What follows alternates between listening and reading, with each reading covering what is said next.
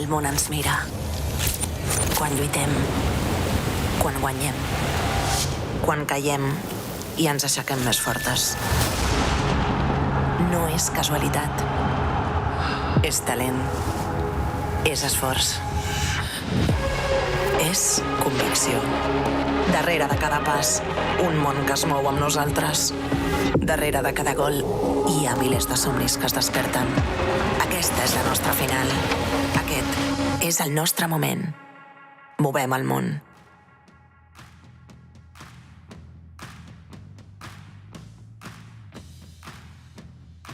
Hello and welcome to Barça Live, an extra special Barça Live today as Barça return to the European stage for UEFA Women's Champions League final. It's Barça versus Arsenal. We're going to bring you all the action as it happens right here on Barça Live, on YouTube, on Barça One, wherever you're watching.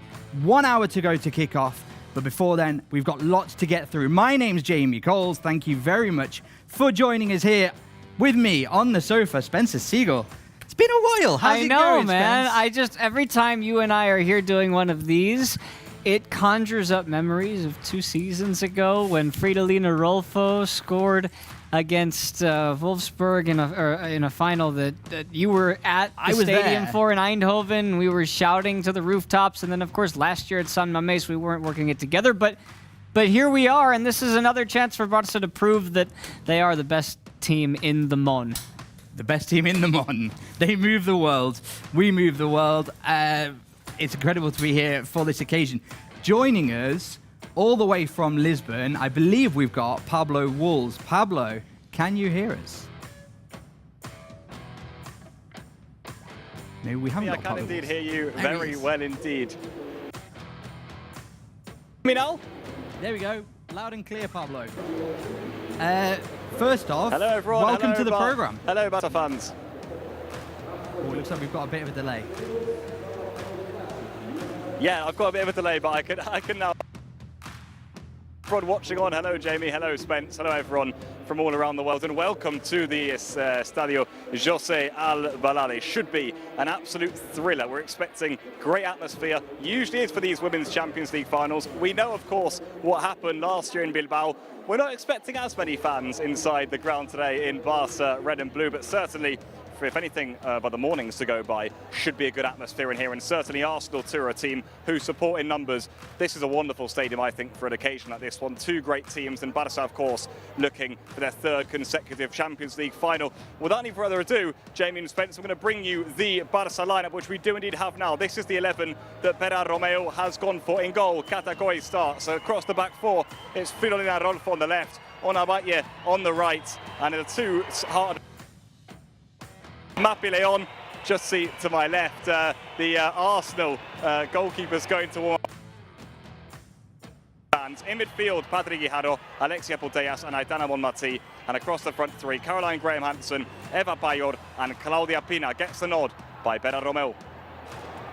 Yeah, as you say, Claudia Pina making a start today, top scorer in the UEFA Women's Champions League, so perhaps no surprises there. The connection we've got with Pablo is a little bit shaky. That's probably because the stadium's filling up, I would imagine. Pablo, I'm going to ask you, though, what is, do you think, the key player there? We mentioned Claudia Pina making the starting 11. She is the top scorer. But who do you think is going to be key in this match?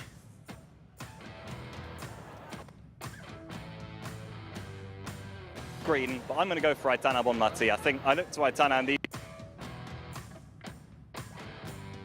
can dictate the tempo. She pops up with big goals. We know she's the Ballon d'Or winner.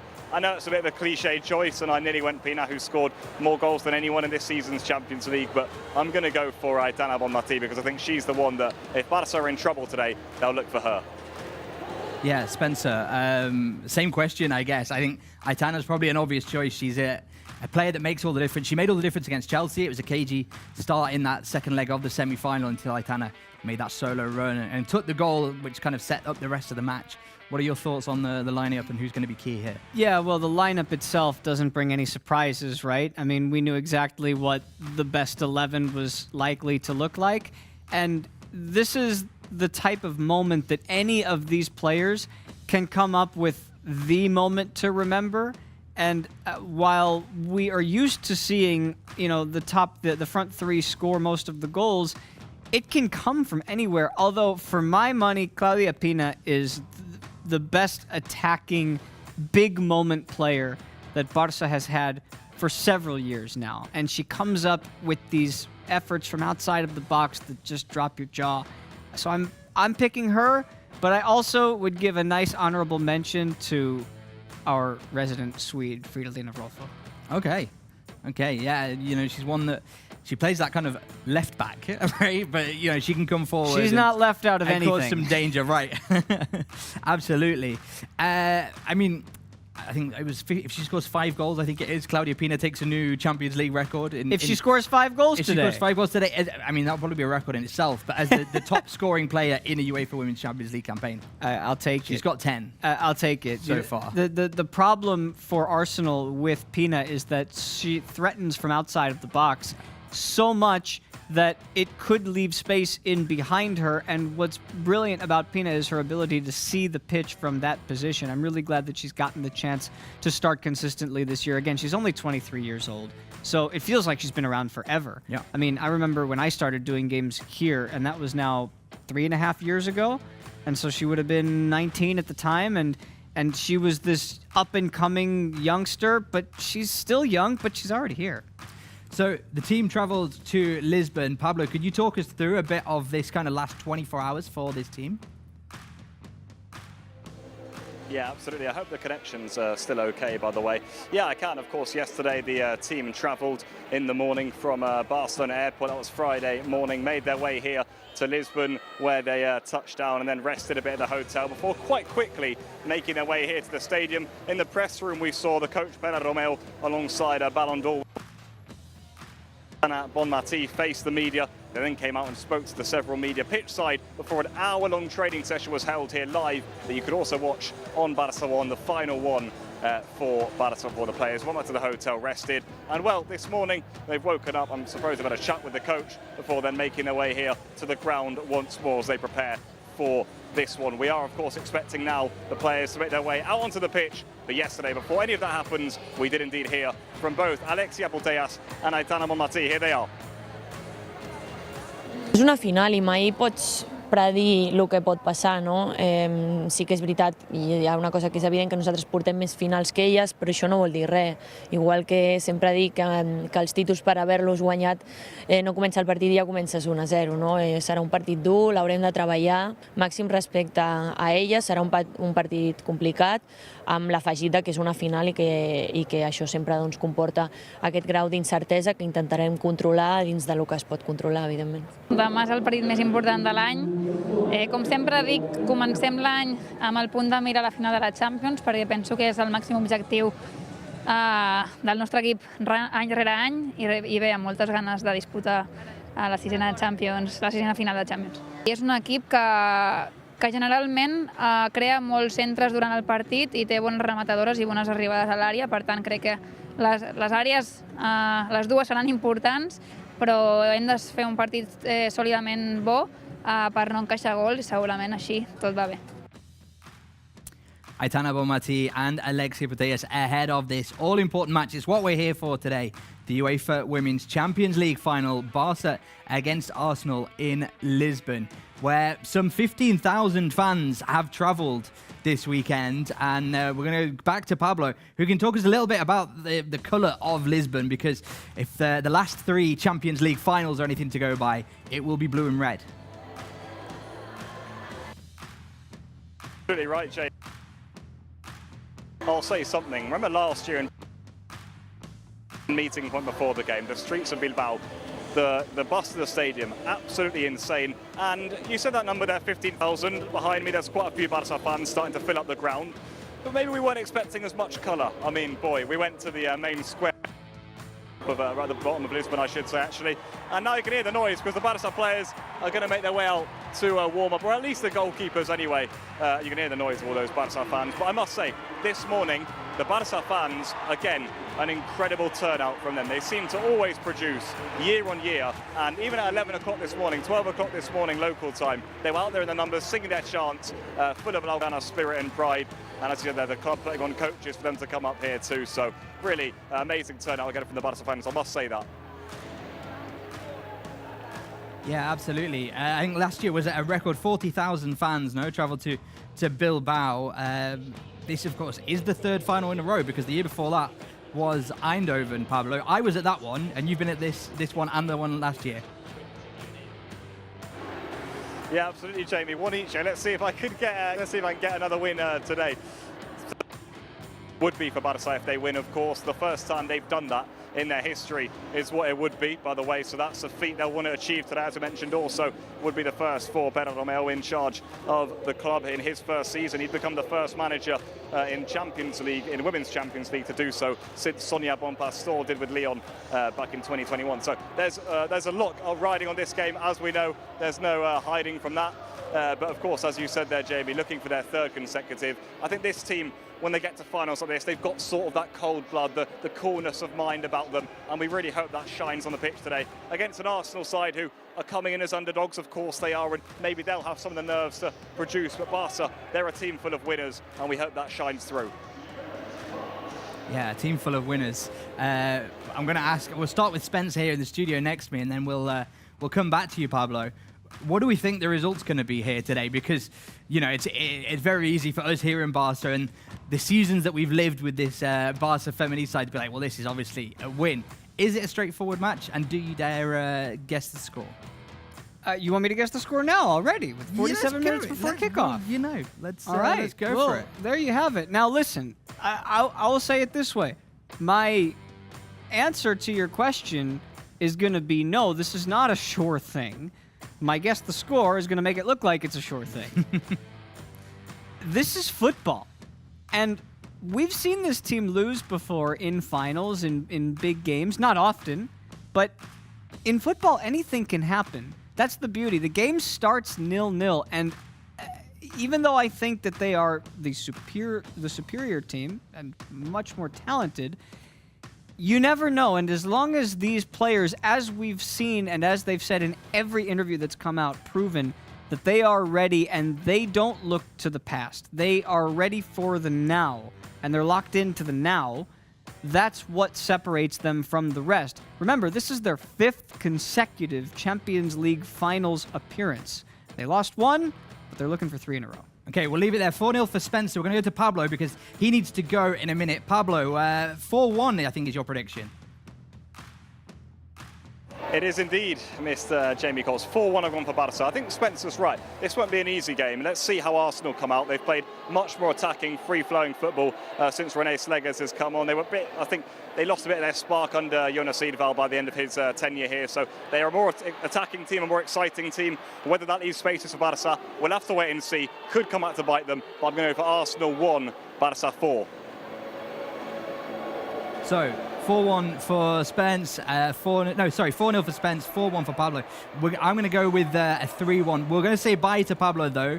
Pablo's going to have the best seat in the house, I reckon. We'll hear from him after the match, where hopefully we'll be celebrating another title for Barca women.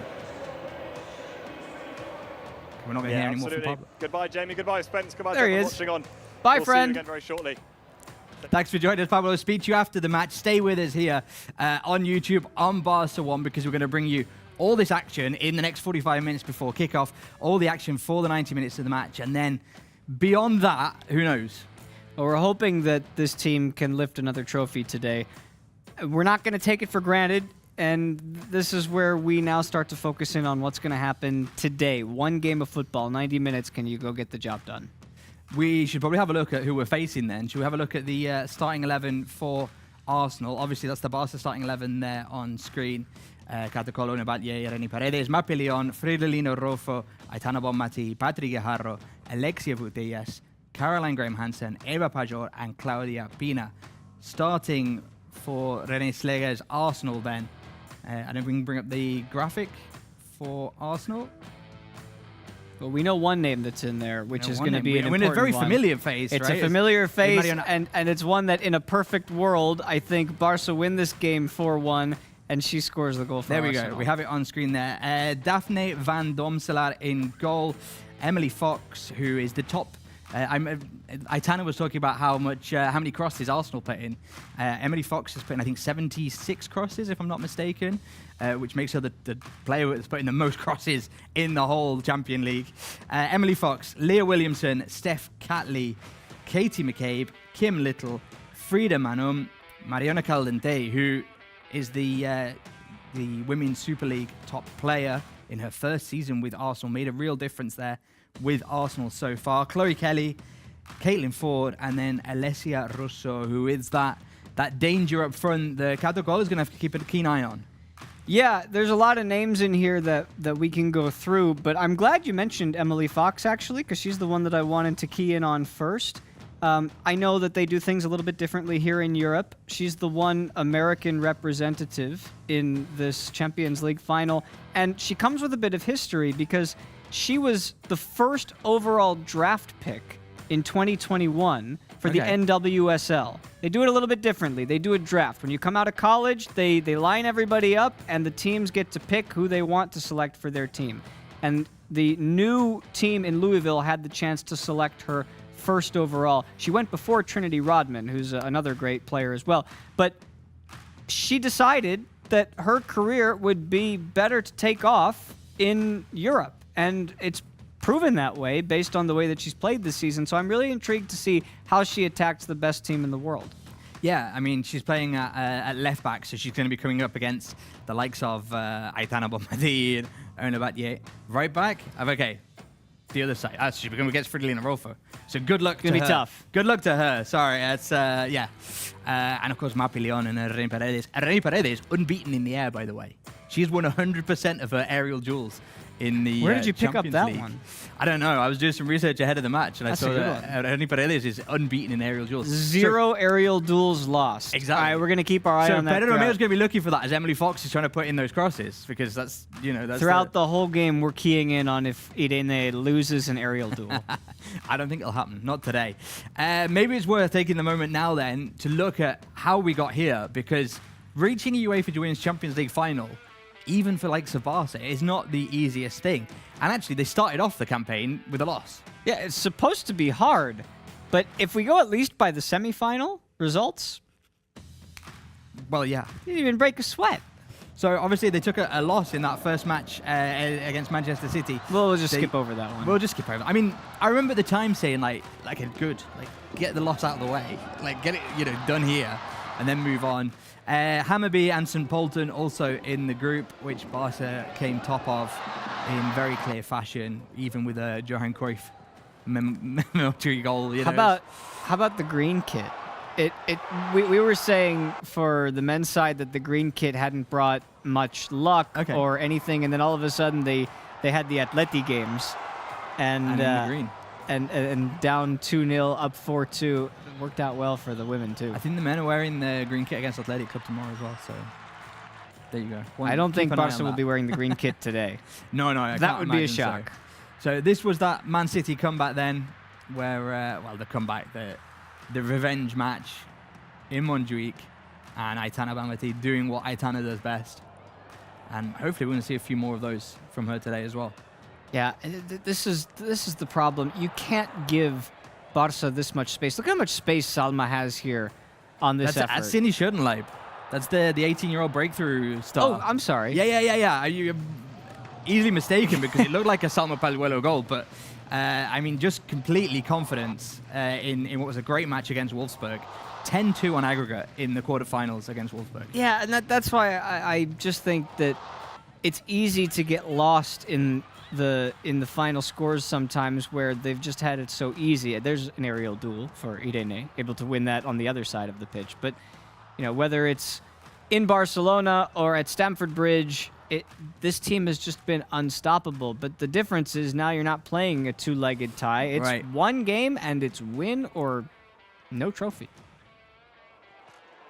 Enjoying watching some of this footage there of the likes of Claudia Pina scoring her 10th goal. Hopefully we'll see some more today from Claudia Pina. Outside of the box or edge of the box. We're obviously going to be here cheering on this Barca side for the next few hours. 15,000 fans in Lisbon cheering on this Barca side. And Hansi Flick also had a special message for this Barca women's team ahead of the Champions League final. I also want to wish our women's team tonight great success. Okay, fingers are crossed about that. I will have a look. I watched the final. That our president is not alone, so I will support the team and hopefully they can win the Champions League, and this is maybe also a good goal for us next season to do this, to go this way. Yeah, certainly. You know, the men's team will be watching this thinking, that's where we were going. That's what we were hoping for. Certainly, there was a great interview, and you can watch it on Barça One. The face-to-face with Irene Paredes and Inigo Martinez, our two Basque centre-backs. It's a great interview. They sit down and sort of chat about life. One comes from Real Sociedad, the other comes from Athletic Club. Well, they've both passed through the same clubs. Obviously, Irene went to PSG, but they've had a very similar trajectory. Yeah. And basically, they said if both teams get to win a Champions League, if both they'll go out and celebrate it together. Not this year, maybe next year. Who knows? But one of the players we've not talked about, Spence, who is unfortunately not going to be playing today. We saw some heartbreaking images of her yesterday as she was sort of crying in the dugout, unable to play at what would essentially be a home final for her. Kika Nazareth with the ankle ligament injury. It's going to put her out basically right through the summer. She's going to miss the Euros as well. And yeah, it would have been great for her in the way that Irene Paredes did last year in Bilbao to have been playing a Champions League final here in Lisbon. She did say yesterday, we spoke to her yesterday, and she said she was very proud of herself and the team, but she'd have loved to have been a part of it. She's here now with Pablo Wolds, who was able to speak to her just a little while ago, just after we said goodbye to him. So let's hear from Kika Nazareth, who spoke to Pablo Wolds. Well, here we are next to Kika Nazareth again ahead of this huge Champions League final. Kika, the day has arrived. How are you feeling now? Oh, I'm a little bit better than yesterday, I think, so far. Now I'm very happy, as I said before. It's a privilege being here with this team one more time. They've achieved one more Champions League final, so I'm very proud of them. I'm very proud of me. It's the best day of my life. At the same time, it's the worst day of my life because I would rather be right there with them, but it is what it is. Now I'm here, I'm supporting them, I'm giving my best at the locker room. Yeah, that's it. Kika, final one, because I know you've got to run. I know how much this means to you, and we saw how emotional you were yesterday, of course. You've spoken about how much it means to you to be here in Lisbon, of course, but how proud of you yourself and of your team, and how confident you are of Barça to get the win today? Sorry, I didn't... How confident are you in Barça to get the win today? I think they are the best players in the world. They are the best players in the world. Of course, we have to say that. We have to admit that Arsenal are, and what they did this season. It's gonna be tough. Like we can give it as guaranteed. It's a final. 50. I play for Barça. I know them better here, so I trust them. I know them, and I think that if they enjoy and they do the things that we've been practicing so far, everything's going to be fine. Hey guys, thank you so much. Enjoy the game. Thank you. The words there. Huge Champions League final. Kika Nazareth then won't be playing today, sadly.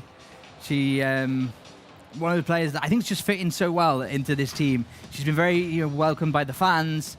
And for a player similar to Eva Pujol, and we'll talk about Eva Pujol, no doubt, but she's just kind of fit right in that Barca style, and it feels like she's almost been playing here for years. Really, real shame that she's had to miss this last stretch of the season.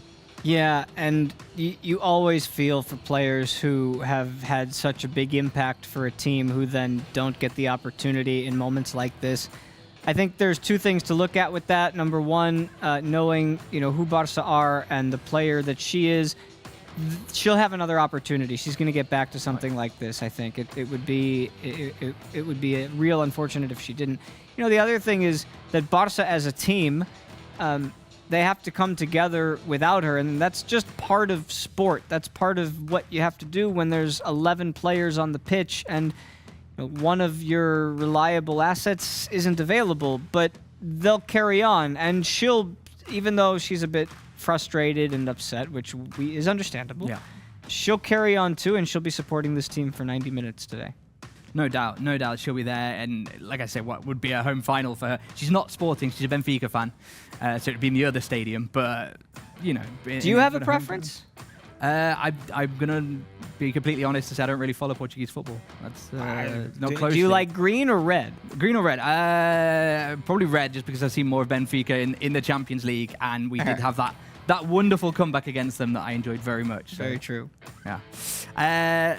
Right. If I'm right in saying fifth final in 6 years, fourth consecutive final, Fifth consecutive final. fifth consecutive Sixth in 7 years.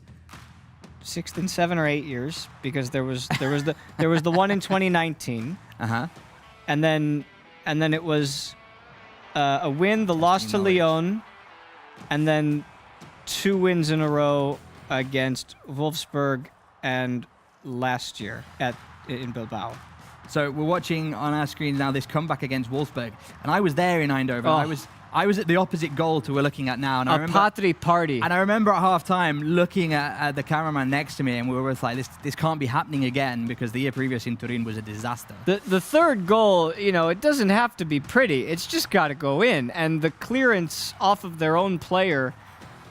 to the feet of Fridolin Rolfo. That was one heck of a moment to be crowned champions, especially after they had lost to Lyon the year before in Turin, yeah. And then, speaking of redemption, well, this was it. This was the match that I think all the Barca players were waiting for, right? Was to face Lyon in a final and get the better of them, because in Turin it just wasn't meant to be. But they did it last year, and we're better to do it than Bilbao. Another example of it doesn't have to be pretty, and then to close it out, it almost felt like there was, even though Barca had already won 2 Champions Leagues, a little bit of the changing of the guard taking place, because Lyon have been such a powerhouse for so long, but Barca are the premier women's football team in the world right now, and it's proven. And we're gonna see if they can prove it for a third time. They have an opportunity to pull level with Lyon in terms of records with the 3 in a row. No other team has done it in the UEFA Women's Champions League. Will Barca join that record today? We hope so. Here they are in Lisbon, getting ready for this final, for warming up. We do know our starting 11 now. You can see it there on the left of your screen. Patri Guijarro in the midfield. One of these key players that's going to probably make a lot of difference today, because she can drop back and help in defense, but she's also just ferocious in attack. Yeah, I don't know what comparison you can make for her. She's such a unique player, because it's very clear when she's out there, especially with the players around her like Aitana and Alexia in the midfield, that her best position is to sit back and be more of a 6. But when asked to get forward, similar to what we saw in the final against Wolfsburg 2 years ago, she can do that too. She can shoot, she's got a good head on the ball, and she just does a little bit of everything. Absolutely. One of the things we often say at Barca is that they have a 12th player with them. Wherever they go, this Barca women's team, it's an incredible the way the fans move. 40,000 fans went to San Mamés, which is a record-breaking travelling contingent in women's football. Some 15,000 have gone with official Barca transport, on the coaches and stuff that they put on by the club. And many, many more have travelled on their own. Pablo Wolves earlier today was able to speak to a few of the fans ahead of this final. I should feeling a bit nervous, but actually I'm quite calm right now. Because I've been last 2 years, I've been Eindhoven, I've been Bilbao, and this is third time. I believe that we will win the championship. I'm excited. I'm confident, but not complacent. I'm confident. I'm nervous. I'm always patimen always. It's amazing. I mean, just round off an amazing season today, for Barca, all levels. It's just been incredible. I think Graham Hansen against Katie McCabe. I think Graham Hansen will, but she's key, I think. Definitely Aitana. Yeah, Aitana, she's the best in the world. GOAT. Well, I think Eva Payer is going to score a few goals. I really hope Mappy is going to put on a good show in defense. So, I'm excited for everybody, actually. I'm sure the midfield will be amazing as always. That's going to be key. I hope Payer comes forward and does like what she always does. But I'm a very midfield person. I like to see how we play and how we build everything from there. Barça 3, Arsenal 0. Yeah, Visca Barça. 6-1. To Barca. What I think's curious, Spence, is that you got all different accents there. Barca fans come from all over. What were you hearing there? Was that a little bit Scottish? I think there was a Scottish accent in there at the end. Yeah, there was definitely a British accent in there. It's curious, no? That people travel far and wide to see this. This club is so global because Aitana said it really well in English, ironically, yesterday in the press conference after Alexia passed the baton and said, my English is all right, but I'm going to give this one to Aitana. Aitana's been working on her English for a few years now. Well, both of them were able to give us something which is just, it's the same. It's reciprocal, right? It goes both ways. And Aitana was saying, we're the example for the world. And we have to continue every day to strive to be better, to improve our example, because when we were growing up, talking about herself, we didn't have role models to look up to say, I want to be a professional footballer. And now women all over the world, not just in Barcelona, and it's evident by seeing, the squad that they've put together year over year, where you have players coming from all over all over Europe, all over the world, that it is feasible to be the best version of yourself on the pitch, and that's why I think so many people are inspired by it. Absolutely. One of the players that is very much becoming the best version of herself on the pitch and starting to come to the fore a little bit, take on a bit more of a leadership role, is Claudia Pina, who is the top scorer in the Champions League. She's had a pretty good domestic season as well, not to be sniffed at. But she's really made a difference in some of these key matches and just scoring some incredible goals on the way. Well, so when I watch her play, I always think she has such an accurate shot that there's very little the goalkeeper can ever do if she gets enough space to get a shot away. Now, these first two goals aren't the greatest examples. These are just good finishes. But the more that we see her take shots from outside of the box or just, give us a Johan Cruyff-esque athletic finish, she just has this eye for goal at all times, and you have to have that. She wears the number 9 for a reason, but she just knows where to place the ball wherever she is. Yeah, and it's like you said, she can score from up close, from far away, she's got the power, but the accuracy, and even there, just weaving it through the defender's legs. Well, all of these are up close right now, and that's not quite, that's not even the best part of her game, really, although she's been getting forward a lot more this year.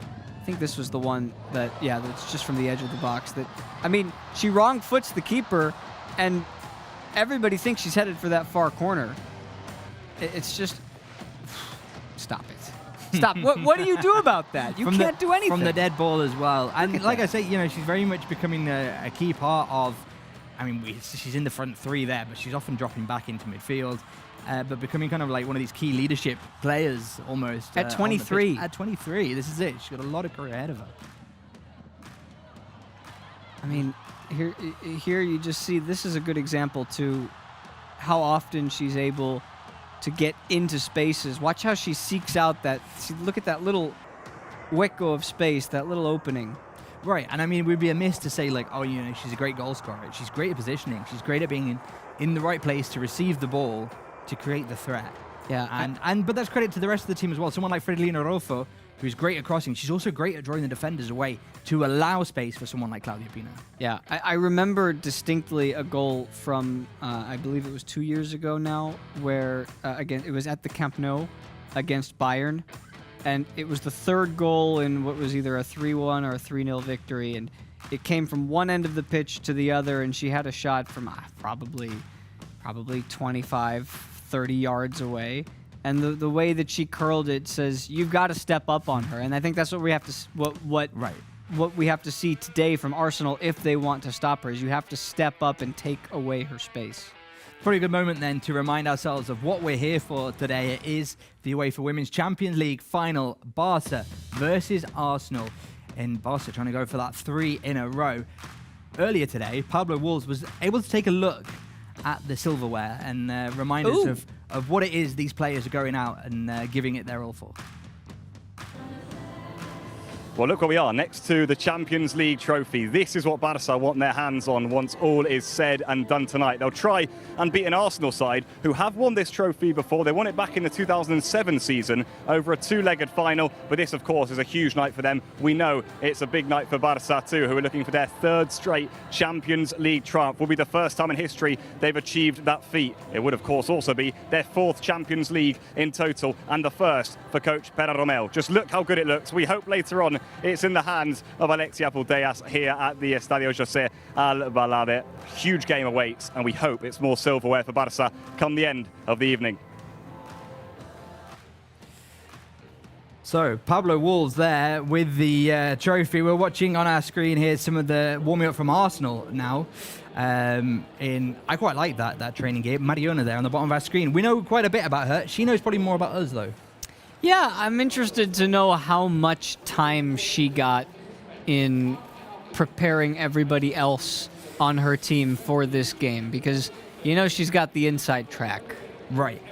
Yeah, absolutely. She's got the key information. Obviously not under Pere Romeu, which is the kind of the big change for us here. It's true, but it's no secret that this Barça team have played a style that she's familiar with. And she knows also, based on who she's got around her, that it's going to take a lot of movement when they have the ball to be able to work around this very sturdy defense of Barça. Absolutely. Absolutely. I mean, the key for Barça, as ever you'd imagine, is in the triangular passing, dominating the ball, drawing the defenders away and creating those openings for the likes of Claudia Pina, for the likes of Eva Pajor, and probably some pretty decent assists from Caroline Graham-Hansen as well. Yeah, so if you followed these Champions League finals specifically coming your way on Barça 1, Barça Live, we always ask the same question at this particular juncture. It gets a little bit repetitive, actually, but how will Arsenal come out of this game? How much defending are they going to do? And how risky are they willing to get in the early stages, especially, of taking their defense, leaking it a bit higher, and trying to win the ball back before Barça take it into the final third? Or are they comfortable enough with the defense that they have of Fox, Williamson, Catley, McCabe, of keeping Barça in front of them, allowing them to come into the final third, and then just having to essentially get as many blocks in as they can? We should probably talk about the coaching side of it, because obviously Jonas Eidevall resigned after a pretty shaky start to the season for Arsenal. Pere Romeu, as we mentioned, was new to this Barça. I mean, he's not new to the kind of the house of Barça, if you like, and Barça. He's a long timer here, having trained. I didn't realize this actually when I was doing the research. He was second to Sergi Milan when he was training the likes of Gavi, Fermi. Pere Romeu has kind of come up through Barça around some talent. He's got some DNA. He's got some DNA. And then, of course, he was part of the coaching staff under Jonathan Geraldez as well, and was promoted internally. Yeah, that's how Barça do it, right? I mean, we know that this team has been built that way, and for the players like Aitana, for Patri, for Alexia, you could also throw in Graham-Hansen because she's been here forever. Rolfo, Mapi, Irene, all the ones who have been in these finals 4 or 5 years in a row, they already sort of know the deal. They know that things aren't changing drastically, and with players around them who have continued to improve and get better, like Pina, or bringing in Batlle or Catacol, there's even more confidence that this team can be better than what they've already been in years past. Maybe we'll take the opportunity then to hear from our coach, Pere Romeu, ahead of this Champions League final. La final, Pere, què tal, com estem? Què tal? Tot bé? Estem bé. Tot bé, els nervis controlats? És la teva primera final de Champions. So she asked him about if, the nerves ahead of his final, his first final, sorry. He says the team's arrived really well. We're really focused on what we need to do.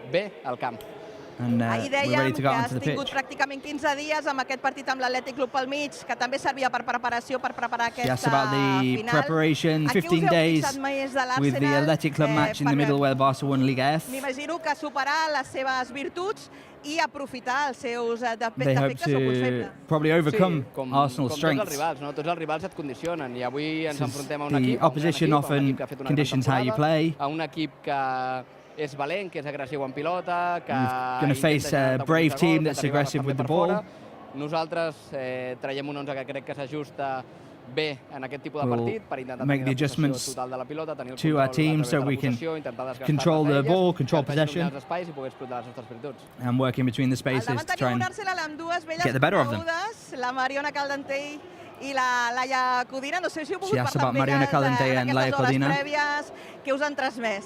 No les he vist jo encara no les he He vist. says he's not seen Jo them. em centro en lo nostre, tenim la sort de He's poder focused conèixer tant a on Mariona com a la what they Laia, need to do. així que nosaltres estem preparades. They know how Mariona and Laia play. Avui al Barça and veiem they'll a be ready Claudia for them. Pina en l'11 inicial, una de les, diríem que l'única novetat respecte als últims partits, la Clàudia, que s'ho ha guanyat a pols, ha estat She asked letal about davant de the porteria, starting aprofita 11. cada minut i t'ha demostrat que es mereix ser avui en aquesta final. And Claudia Pina proving that she deserves to be in the starting 11 for this final. Avui, com bé he dit, és un equip que vol ser dominador amb la pilota.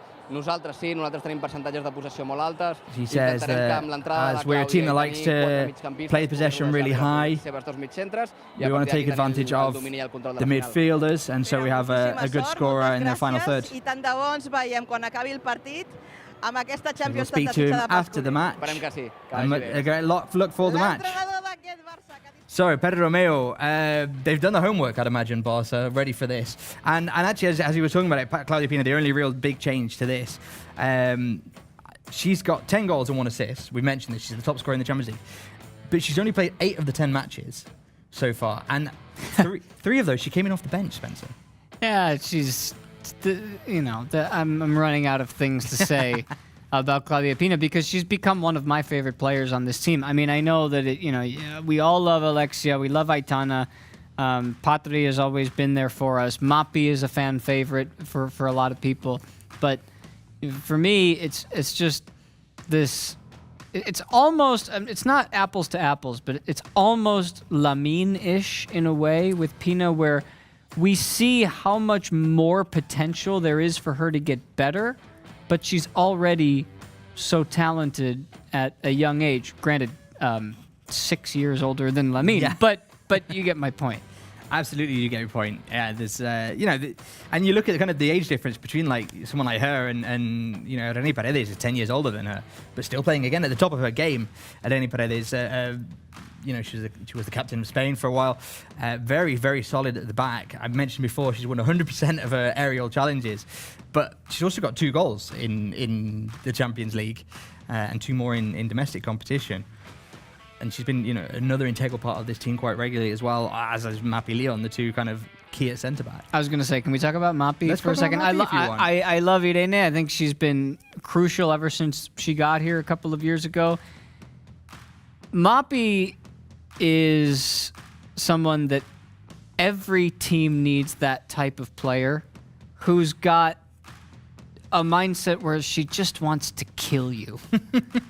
And in every way possible, it's the competitive juices are not lost on Mapi. She is always looking to have a leg up, to find a way to be better. And not to mention, she's also scored a couple of golazos from way outside the box. Yeah, absolutely. I mean, people talk about like the Koeman free kicks as a centre-back. Like, Mapi Leon's another one. Mapi on that left leg is one of the best in the league, in Europe, in the world, at making you think, well, there's absolutely no way that this shot is going to end up anywhere near the net. And sure enough, it nestles into a top corner somewhere. It would be amiss not to discuss Catacol whilst we're talking about the kind of players at the back. Against Athletic Club the other week when Barca took Liga F, she made no saves because she didn't have to. She's played all 10 Champions League matches, conceding just 7 goals and maintaining 4 clean sheets. So we'll run through the starting 11s in just a minute. As you can see here, the fans are settling in at the Estadio José Alvalade. Welcome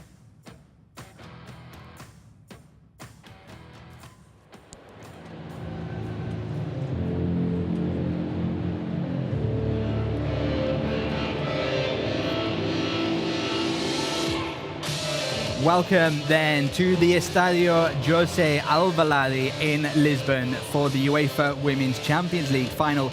It's Arsenal versus Barça.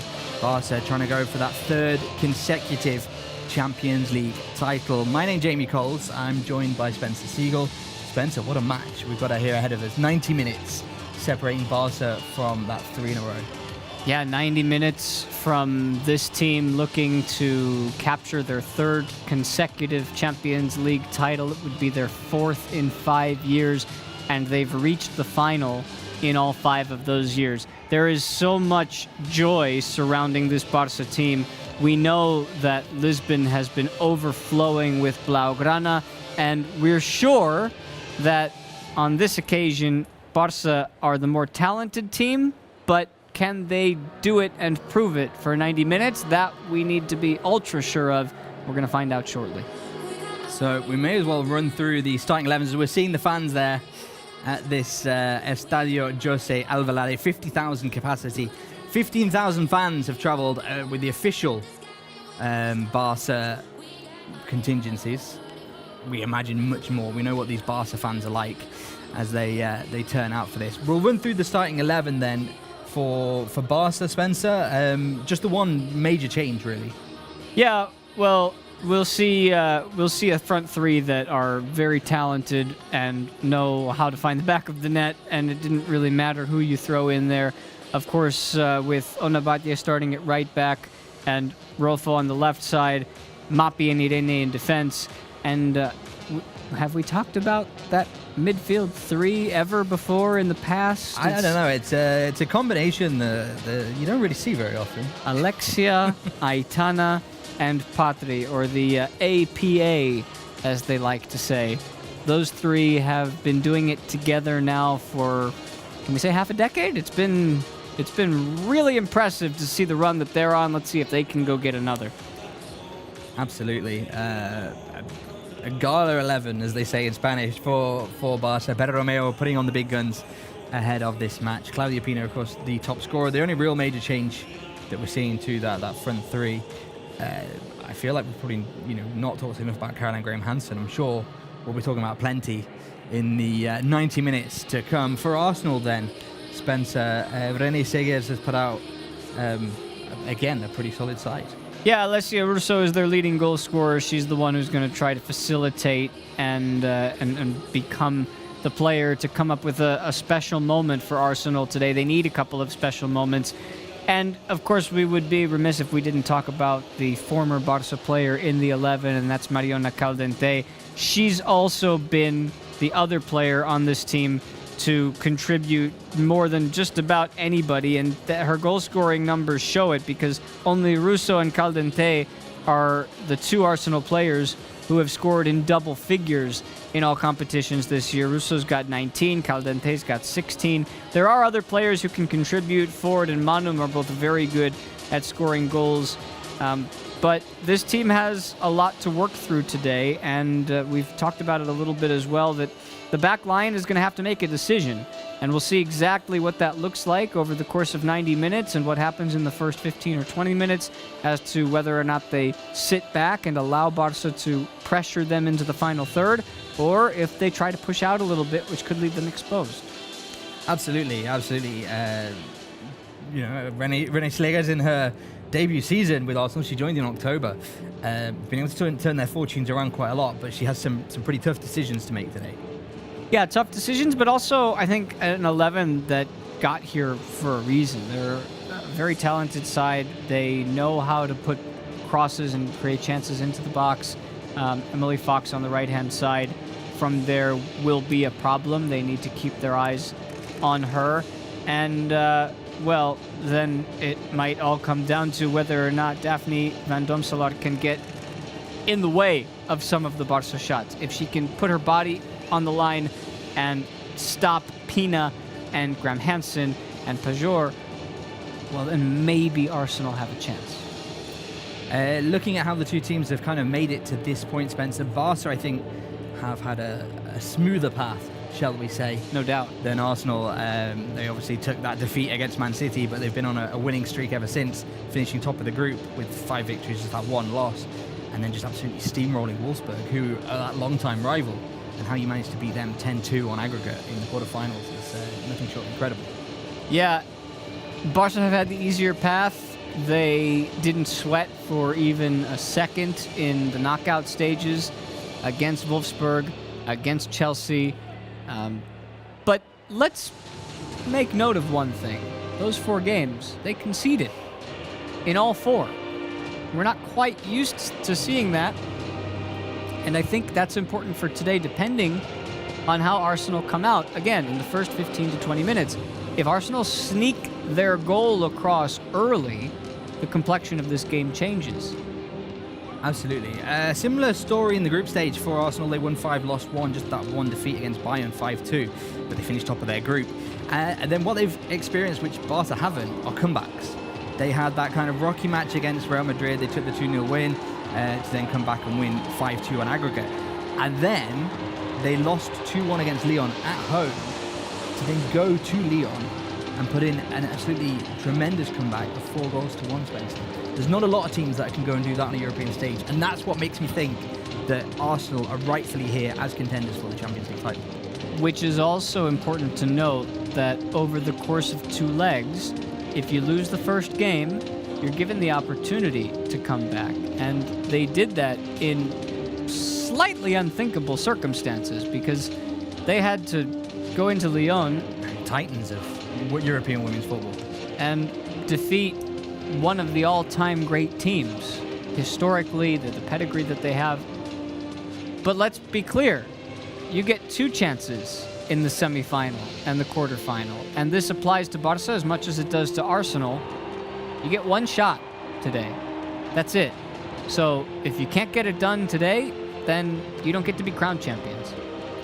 This is it then here in Lisbon. 2 teams getting ready for this. Some just spectacular scenes at the Estadio José Alvalade in Lisbon. 50,000 capacity, 50,000 fans. Arsenal, and Arsenal, did I say Barca? Barca, Arsenal, and just football fans in general, Spence, because the Blau Gunners. This is one of the most amazing spectacles in all of football. Wow. Look at the pageantry. Just enjoy this for a moment.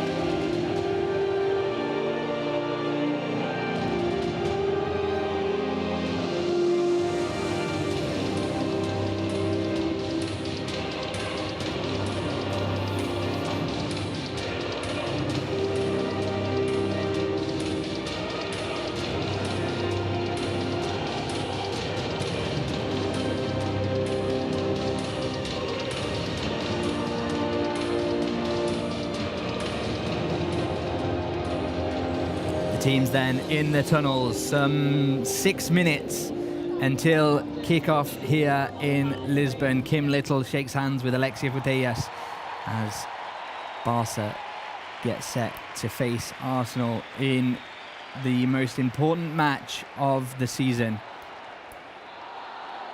Ivana Martincic, which I really hope I've pronounced correctly, is the referee for this match, the Croatian referee. She'll be joined by assistant referees Sanja Rojak-Karsic and Maja Petrovic. Fourth official is Ivana Prochkovska, with the VAR, of course, a local Tiago Martins. I would say that you pronounced the names of the Croatian referees very well. Thank you, Spencer.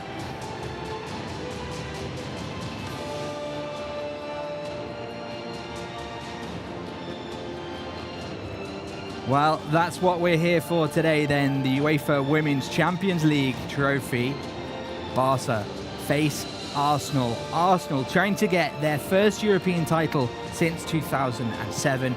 Barca shooting for their fourth, their third in a row to tie with Lyon's record.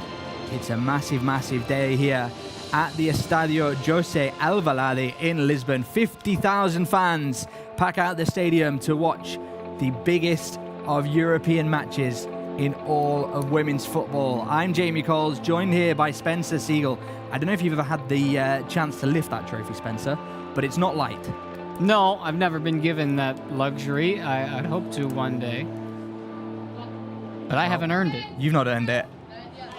These two teams are going to go out and try and earn it. And it's not just the physical weight of the trophy that weighs on them now, Spencer. It's the weight of the pressure of 90 minutes of a European final and everything that comes with it. A match ball. Oh, that's a beautiful looking Lisbon affiliated ball for a final.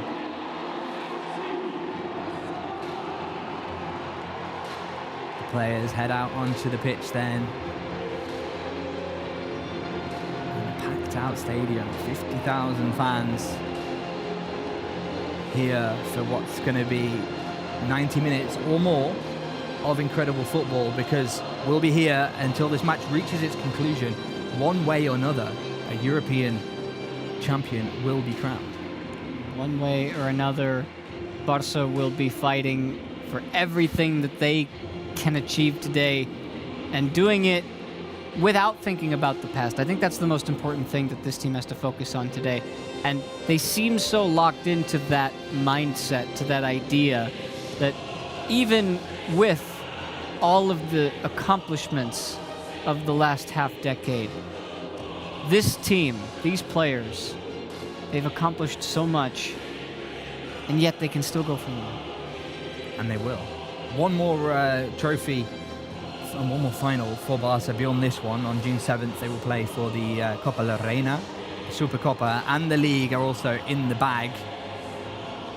League wasn't a sure thing this year for a while. It wasn't as clear as in previous years. That's sort of, but to say it like still that. Pretty clear.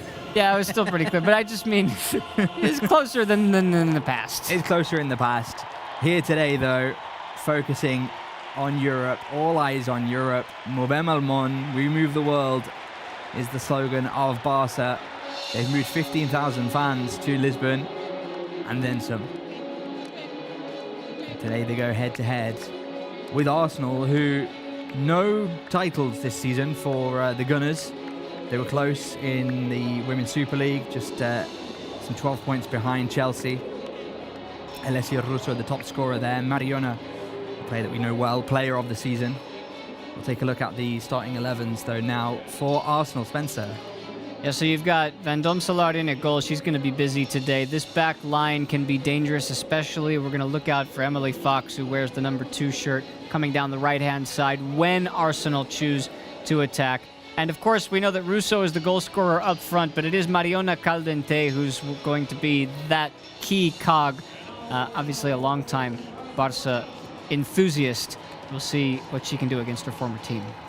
Absolutely. She did say that she'll try and score a goal, but she wouldn't celebrate it in a recent interview that I saw with her. But we shall see. Our refereeing staff then.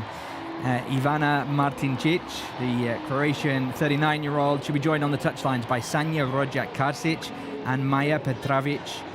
Fourth official with electronic scoreboard will be Ivana Proskowska. And in the VAR box, Thiago Martins. Now you're just showing off.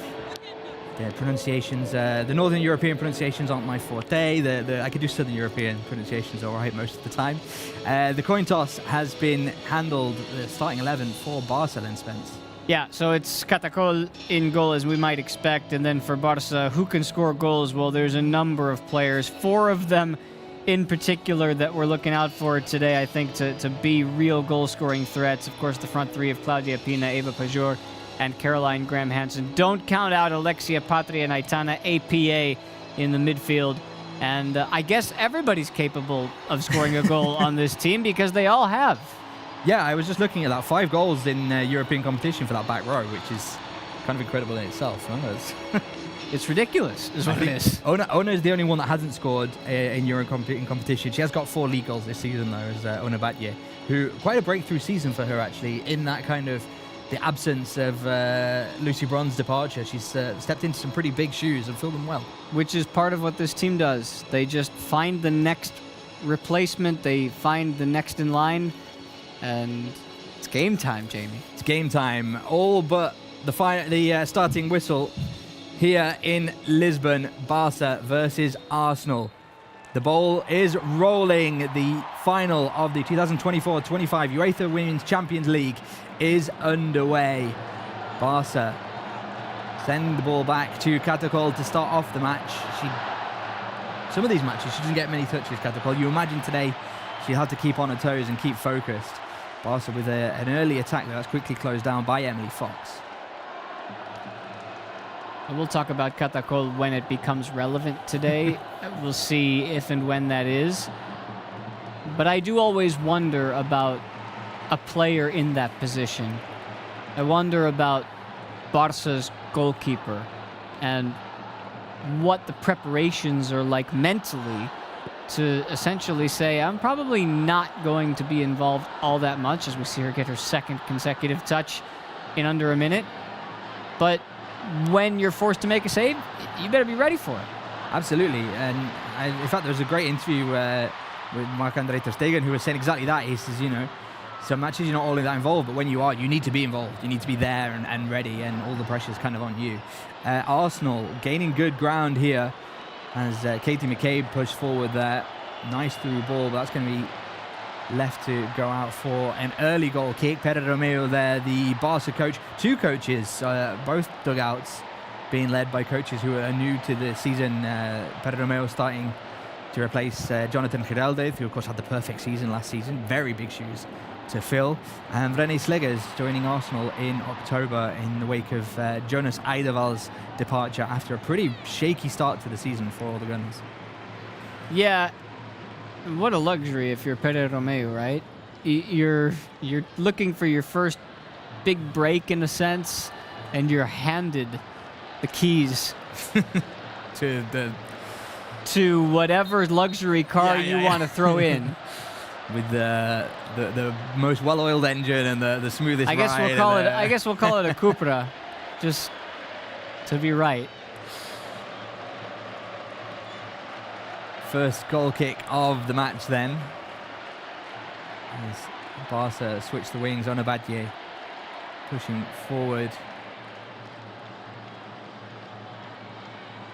Tana Bonati running rings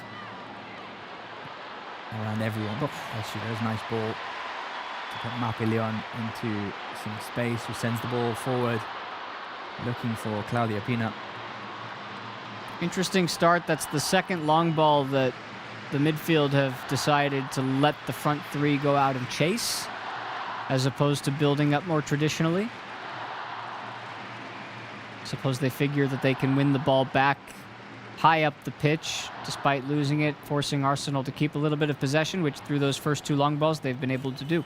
Yeah, Leah Williamson sends the ball out to Emily Fox. Emily Fox can be quite a danger down this right side, looking to put crosses in. On the opposite side of the pitch is 29-year-old Katie McCabe, who has the most crosses of the Champions League campaign. And will no doubt be looking to feed some balls into Alessia Russo Mariono while pushing forward the 2 top scorers for this Arsenal. And that's hustled out for a goal kick. A goal kick? Yeah, it is, but that was... He took a little... That was a shot. Who was that? Was that Manum? Who went crashing into the boards? Yeah. Took a pad to the shoulder. She is running back onto the pitch. She looks okay. Catacol then. A pretty busy start to this match, despite everything we said, just proving it was wrong. But it's never a bad thing for her to get a couple of build-up touches. Absolutely. Rolfo now then, Fridolina Rolfo. Pushing forward down that left wing. She is mobbed by Arsenal players who are quick to recover the ball and quick to make a move to try and recover some ground. Through ball going to the feet of Catacol. That's 3 times now Arsenal have waited until Barça choose to make that pass into the final third and have immediately snuffed it out. Got the goal then. Sends the ball back out once more. René Paredes from Mapi Lyon. Arsenal pressing quite high here, not allowing too much space. Rolfo though sends it into the middle to Aitana Bonmati, who is going to push on. She's surrounded by Arsenal players. She's got plenty of support though. Cuts inside. Aitana Bonmati finds Caroline Graham-Hansen. Graham-Hansen on the edge of the penalty area. She can create opportunities and score from here. She's dispossessed briefly. Onabadje picks up the ball and sends it back to Padri, who is tackled, and the ball goes out for a an Arsenal foul. That's the first time now that Barça have been able to set up in the final third. They're keeping 2 or 3 players very close to the ball. We need to get to the point where Graham-Hansen receives the ball in that position and you just tell her, go to work. Yeah, she was just kind of happy to, I think she just kept it a little bit too long on the edge of the penalty area there. Karen Hansen was kind of, had it been fed to her other foot, I think she could have possibly taken a shot. But Barça in no real hurry here to do something, just letting the ball do the work for them. They do in the build-up play. Mapi Lyon then distributing from the halfway mark. A little bit too ambitious for Rolfo, and that goes out for a throw-in.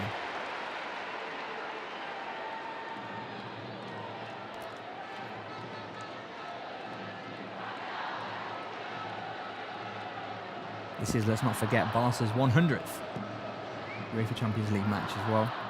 Great timing. Arsenal, these things sometimes align, right? Arsenal celebrating their 125th European match as well, which is a great milestone for them. And actually, funnily enough, 100 matches ago, Barca's very first match on the European stage was a 3-0 defeat against Arsenal. What a long way they've come. Lovely long ball looking for Eva Pajo. It's cleared away by have it. Van Domselaar. Look out. Here comes Claudia. Tried to tee it up for Alexia, who wasn't quite able to reach it.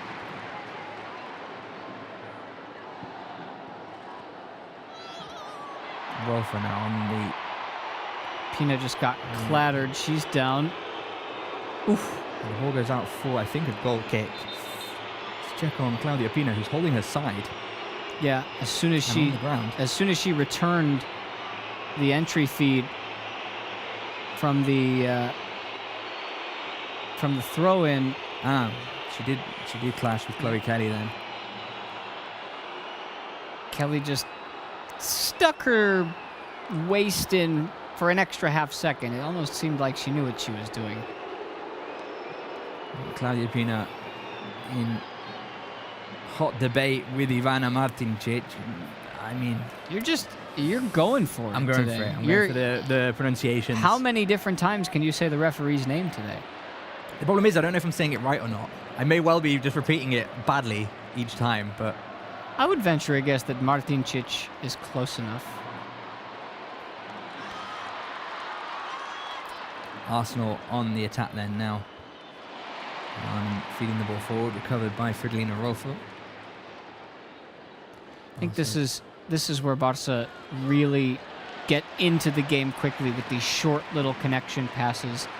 That keeps Arsenal on their toes. The ball travels a lot faster than human beings do.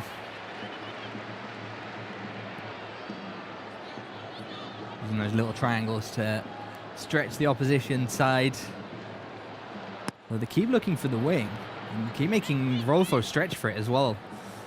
She sends it into Eva Pajo. Nicely played forward by Eva Pajo. I don't think she's going to be quick enough to get around Leah Williamson. And it's punched away. But it's not out of danger yet for Arsenal. They're unable to clear. Barca trying to recover possession. Aitana Bonmati. Very close. Really keeping the pressure on for the Gunners. And that was a real panic moment for Arsenal. That's the first shaky moment in Arsenal's defense that we've seen. They failed to clear it on 2 separate occasions, and the ball just didn't bounce the right way for Barça in the middle of the park there. And there's Mariona against her former teammates. She offloads it, and Arsenal will switch the wing. Barça are calling for an offside here. against Alessia Russo. Everybody likes to play that high line, Jamie. It almost seems like it works, Spence. Yeah, it was a tight one. It was a tight one. I think Mappy saw it clearer than we did, though. It's all right. Barça had it handled defensively. Mappy sending it to that left wing once more, looking for Frilina Rolfo. It comes back to her, though. Nicely done. Not quite able to get hold of it. Arsenal now take their opportunity to make these fast, short little passes before sending it long downfield. No one really there to receive it. Alessia Russo's pushing on, but she's going to tire herself out like that. Onabadje switches it to Mappy.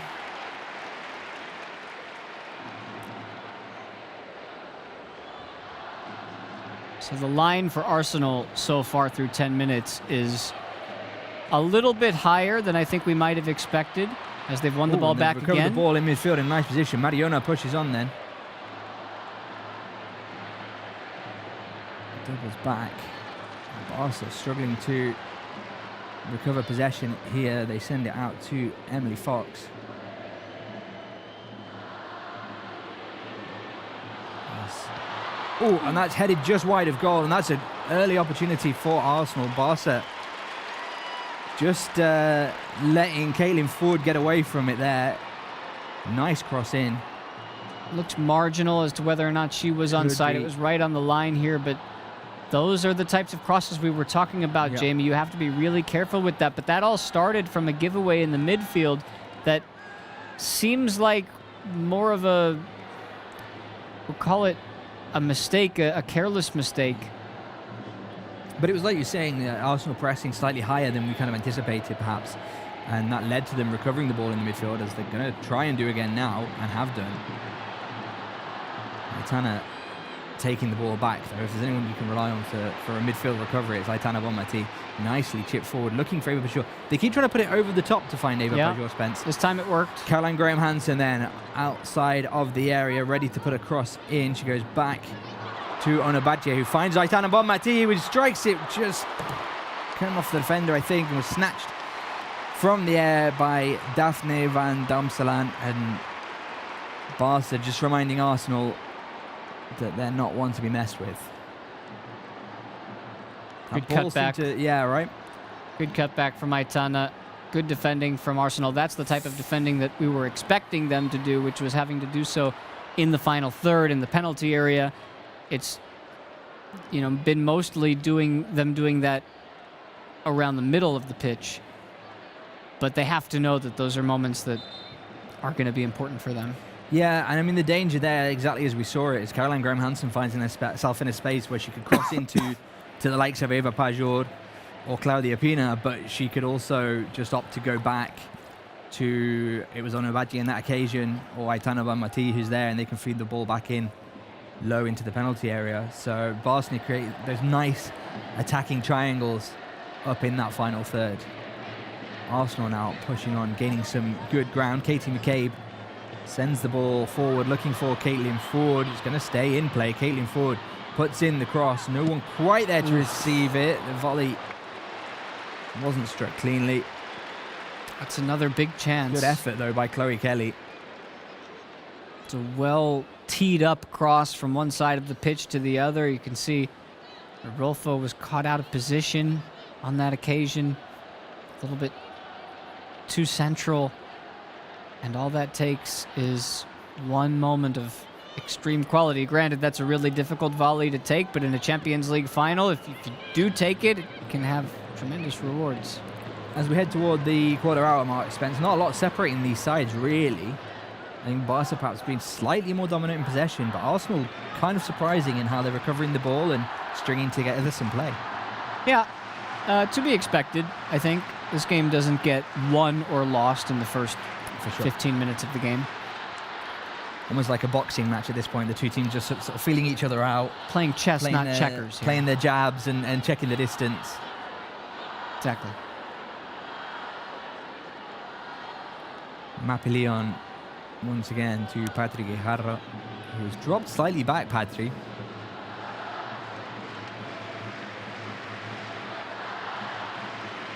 can see Barça have reignited the flame of their attack. They're trying to hit the reset button a little bit, a little more patient, build it up from the back, use possession. Irene sends it long, looking for Caroline Graham-Hansen, who's beaten back by Katie McCabe, who's got her hands full, Katie McCabe, because, like I say, she's been key in putting the crosses in and creating the attacking play for Arsenal in all the matches up till now, but she's now got on her hands as well Caroline Graham-Hansen. Forward ball. Take that corner. Ball's just hustled out of the pitch away from Eva Bayor, and Barça get the corner. First corner of the match, Spencer. Let's see if we can get a couple of the threats in the air on Mapi's service. Alexia at the near post. Looking at Irene Paredes above all else. 100% aerial record, Spencer. Mapi Leon then with the corner kick. Sends it in long, headed away by the Arsenal defence. Patrick Guijarro picks it up on the edge of the area. She doubles back. Aitana Bonmati sends it back in to Mapi Leon, who could look to put a ball in from distance. She doesn't. She opts to go back to Aitana. Barça enjoying this ground, forcing Arsenal way back into their own area. Nicely done. The cross goes in, punched away by Van Damselaan. I think that's the one that you're going to have the most trouble with today. Absolutely. More than the referees. She's been kept busy in the early stages of this match as the Dutch 25-year-old. I don't know how she'd have slept last night, knowing that she had to go out and face up the likes of Aitana Bonmati and Caroline Graham-Hansen. Here they go again, Graham-Hansen on the edge of the area, hustled away from the ball by a pretty solid Arsenal defence. I'm impressed by the recovering prowess of this side. Onabatje clashes there with, I think it was Chloe Kelly. Yeah, they've Barca stayed win the sturdy throw-in. so far. That's going to be a foul against Batje, I believe that is, or was it Irene? But they've stayed sturdy. Here's a lovely cross in by Claudia Pina. The punch by Van Damselaan. You know, she's going to have to intervene before the chances actually come at her. That's a perfect example. Yeah. You can't sit back and let one of these Barca forwards collect the ball up to put a shot in. Absolutely not. We've also seen her come out of the box once to catch up with the ball over the top. Barca quick to shut down any opportunity there, if there was any, for Alessia Russo. She's not going to enjoy much time on the ball, I don't think, the 26-year-old. No, she's going to have to figure out ways to get involved. I think when Arsenal do have limited amounts of possession, her best bet might be to drop in and be an extra body in the attacking midfield to try and link up with some of these defenders and holding midfielders. Arsenal launch an attack again, then Emily Fox not quite able to keep it in play there. She went up against Claudia Pina. She's not got an easy job on her hands, Emily Fox. It's almost similar to I said about on the opposite wing, Katie McCabe. Emily Fox is going to have to hold off Claudia Pina, Alexia Fotellas, and Fridolina Ruffo. She's staying very close to Pina through the first portion of this game. They don't want to give her space anywhere. She's almost keeping about a meter's distance between her and Pina at all times. Barca win the throw in. Ruffo will take it. Ruffo now beats her defender, tries to put the cross in, it's blocked, and Arsenal whisk the ball away. Patrick Guijarro now sends it back in. And Ruffo not quite able to pick it up. Claudia's still holding on to her side after that knock that she took over by the touchline. She's clearly feeling it a little bit. 20 minutes in then. Barca enjoying the lion's share of possession, but Arsenal, for me, what's been more impressive for them is that they've been able to kind of string together attacking plays, which is not something we see quite so often against Barca, certainly not in domestic competition, that the opposition enjoys such a sort of a string of passes and opportunities. Well, listen, we've been spoiled. We have. By watching Barca play for years with this style and being so much better than the competition, but you do have to give the respect that Arsenal deserves. They're the finalists in this year's Champions League. They've beaten teams like Real Madrid, who Barca have had problems with. They beat Lyon, so they're here for a reason. It's a little bit isolated in these moments where Arsenal are pushing forward. There'll be a throw-in for Arsenal. No, certainly this first 20 minutes, Arsenal very much proving why they're here. In what I thought would be a sort of a cagier first 20 minutes or so of the match. Both sides coming out and really giving us something to enjoy watching. Mariona now pushing on, the former Barca player. You see her run forward and expecting that through pass, that quick kind of tiki-taka through pass, and he didn't quite come to her. Oh, the cross goes in low, and that's an early own goal for Barca, and that is absolute disaster by Irene Paredes, who tried to get away in the cross and accidentally put it in the back of her own net. Aitana is contesting with the referee. We'll see what comes of that, but that is early disaster for Barca, who go 1-0 down. Let's take a look at it on the replay, Spencer. This was that. Well, this might be coming back because I do get believe a VAR decision on here. I do believe there's an offside in this. So that was that low cross, looking for Alessia Russo, and Irene Paredes tried to see it away. We are going to have a goal check on the VAR, Spence, but this is perhaps a bit of a wake-up call for Barca at this point in the match. It's a wake-up call, and it's a wake-up call that they might get away with, which is probably the best case scenario for what just transpired. Yeah. You give up a goal, but it doesn't look like it's going to count. I'd be very surprised. Boom, boom, boom. Offside, 0-0. All right, so breathe easy. Okay. Use that, as we say. Takes a big sigh of relief. Use that. But yeah, very much a wake-up call for Barca, possibly a wake-up call for Arsenal. And let's be clear, that was a very tight offside, but it was. It was Mapi who played that ball off. Otherwise, Irene, she might be feeling a lot worse right now. But as soon as she saw that it was an offside, she fist-pumped. So you know that she's feeling better. Well, Barca get away with it on this occasion, but perhaps, like we said, a wake-up call of Arsenal in this attacking play are threatening and are dangerous, and perhaps Barca might think now about trying to create some distance with the London side. Catacol then feeds the ball out to Frilino Rolfo.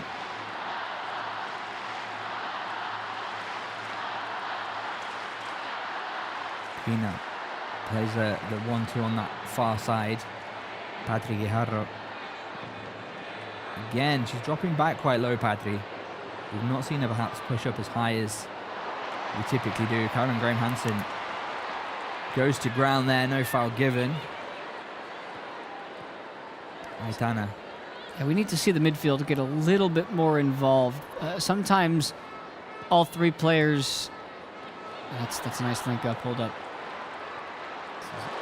Lovely play by Barca. Caroline Graham-Hansen with the low cross. It's cleared away. And Arsenal now on the counter. And watch out, because this is exactly what Barca need to be careful of. If they power down this near side, Katie McCabe getting the better of Onabadje so far. Onabadje concedes a foul, I think, deep in Barca's half. I think that's going to be a throw for Arsenal in the end. I'd like to see the APA midfield get involved a little bit more, link up with one another. The last attack, we just saw them all showing for the ball. That's what they need to be doing so that they can link up with those up front. Look out. Oh, watch out. There's Mariona in space there. Oh, no, sorry, it wasn't. It was Emily Fox. Emily Fox. Just pushing up into the penalty area. Got the call. Got safe hands to it. Yeah, it's the second time that Rolfo has been caught way too Drifting central. over, yeah. And she's leaking in, and so there are runners behind her, and that's another very good ball that's gone in from the Arsenal wing. 25 minutes in, they're showing signs, Arsenal. This is not quite the one-sided affair I thought it was going to be, that's for sure. You do wonder, actually, watching that back, Alessio Russo was dropping down to this near side as well, Spencer, which perhaps allowed, drew the Barca defence away and allowed the likes of Emily Fox to kind of creep in and create those threatening positions in space on the other end. Arsenal recycle possession. Van Domselaar has been able to kind of breathe easy for the last few minutes as Arsenal go on the attack once more. Here's Katie McCabe again. She goes toe-to-toe with Ona Batye once more. Graham Hansen drops back to lend a hand on this occasion. Nicely. Graham Hansen now trying to gain some ground in the midfield. The pass forward unsuccessful, and Arsenal find themselves back in possession in Barca's half. Katie McCabe once again. Caitlin Ford. Back to Katie McCabe. And Arsenal now playing at their pace, playing in their rhythm, playing in their space, Spencer. I'm curious to know. Take a look at the stats, because right now Mariona is pushing forward down this near side. Ona Batye gets the ball away. But Mariona steps to the fore and decides she's going to be a bit of a headache for Barca too. Catacol sends the ball away, but it's one of those clearances where it's sent downfield and headed right back up. Arsenal now with a shot from distance. And Catacol tips it over. Very important save. What a shot by 25-year-old Frida Manum. A save that maybe she's expected to make because it was very close to her. Oh, that's a really tough stretch. Right at the top near the crossbar. Solid shot from the edge of the area as well. Well struck. It's got plenty of venom on it. That's nicely slipped away by Catacol. And she's awake. She's ready. That's her first save. She's plugged in. 3 consecutive attacking plays for Arsenal. And now they get a corner kick, Spencer. The second of the match. This is Barca on the back foot now. Yeah, what I wanted to know was the possession numbers. And Arsenal are now 44% possession. That is a very high number for a Barca opponent. Absolutely. Let's see what Arsenal can do then from the corner kick. Kelly takes it, sends it in, and there's a shot, and that goes skyward from Kim Little. It'd have been lovely on a rugby pitch.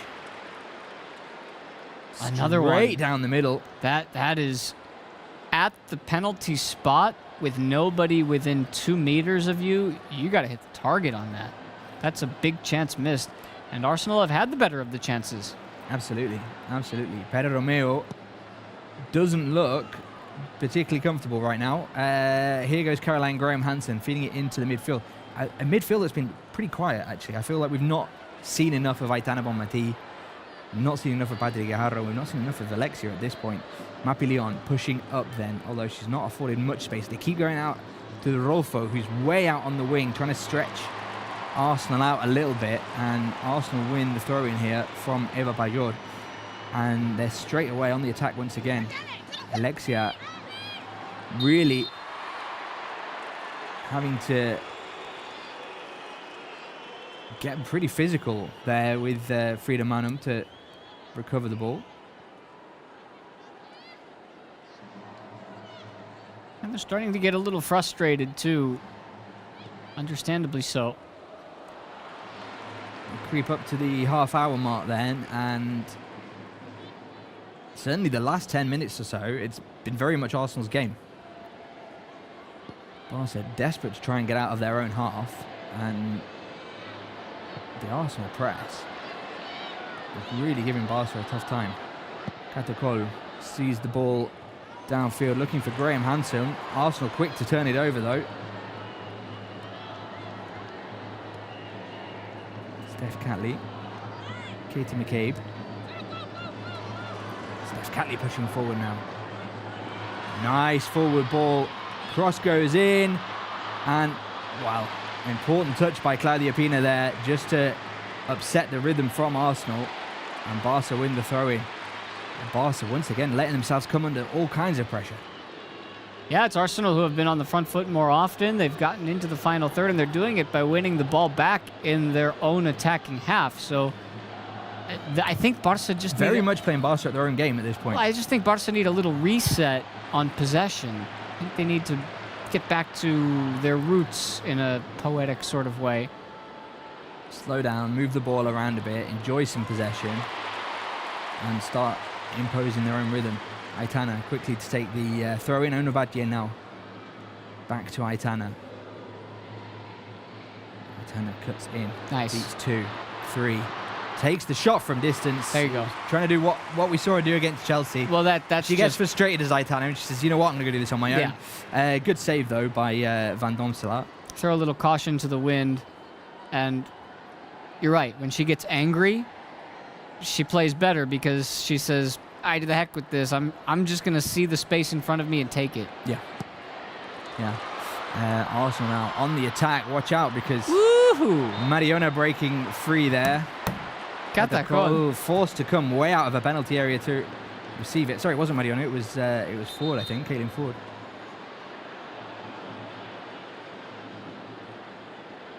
Arsenal, Barca with that free kick. What we're seeing is kind of Mapi Leon pushing forward, looking for the distribution, and Patrick Guijarro drops back into that centre-back role, which then, of course, takes her away from the midfield, which forces kind of Aitana to fill that space. Mapi pushing up high now, gaining good ground. And this is exactly what we've been lacking, is kind of just taking the time, gaining ground, building up.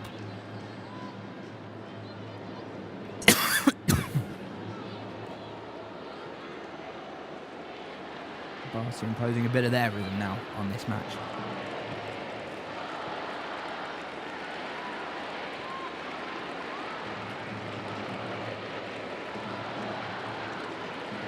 Pushing up into Arsenal's half. Here Barca go.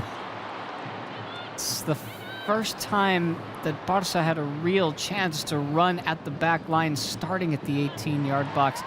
And Pina chose a pass, and Pina is now putting her hands on her head saying, maybe I made the wrong decision. Yeah. That's a chance to shoot. Arsenal doing really, really well in defence. That ball goes out for a goal kick. Fridolina Rolfo trying to win the corner from Caitlin Ford.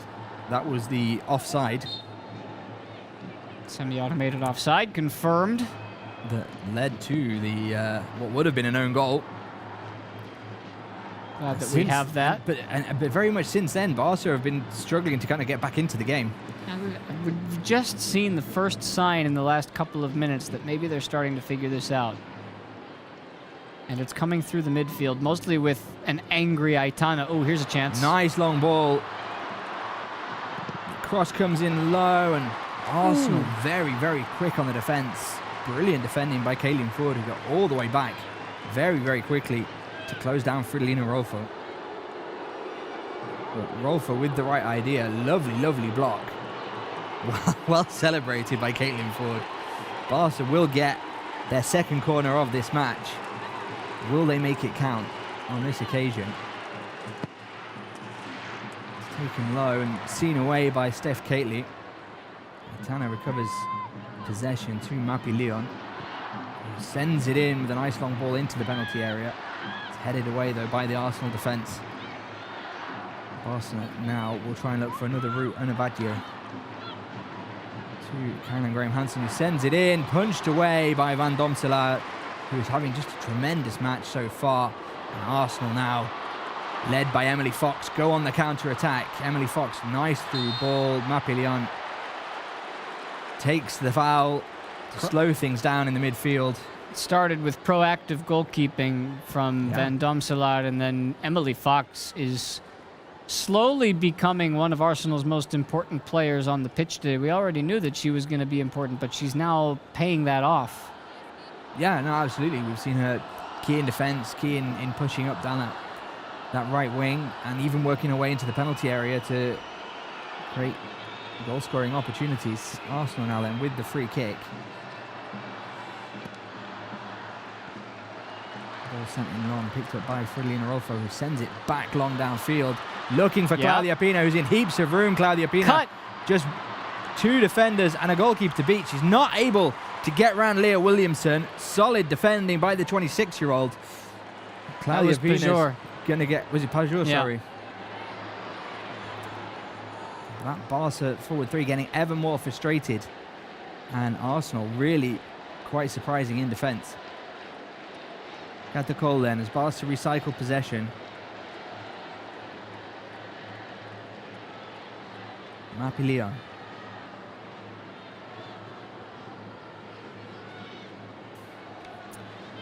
Ten minutes remain of this first half, and nothing really separating these sides, but I think Arsenal, up until the last few minutes, have really imposed their game.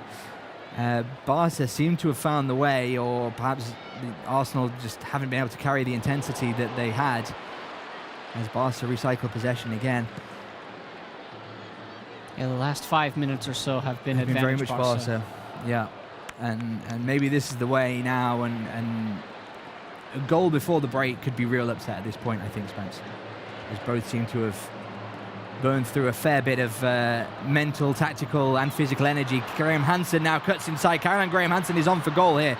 Graham Hansen, various defenders around her. She's waited just slightly too long now. She needs to offload, I think, someone in some space.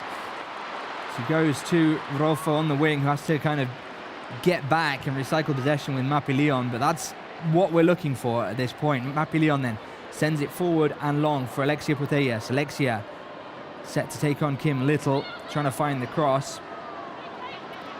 She sends it in low, and that will be a corner kick for Barca.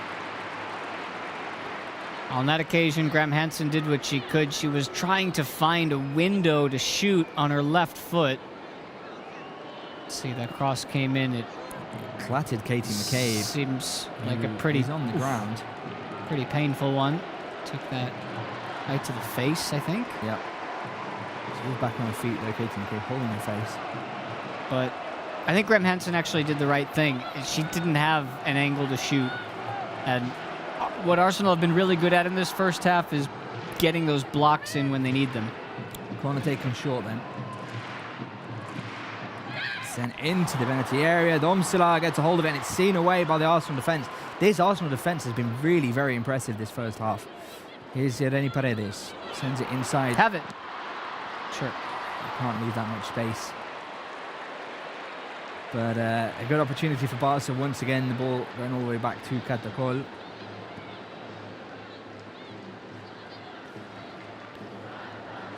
Mapi Leon now taking her time. Claudia Pina.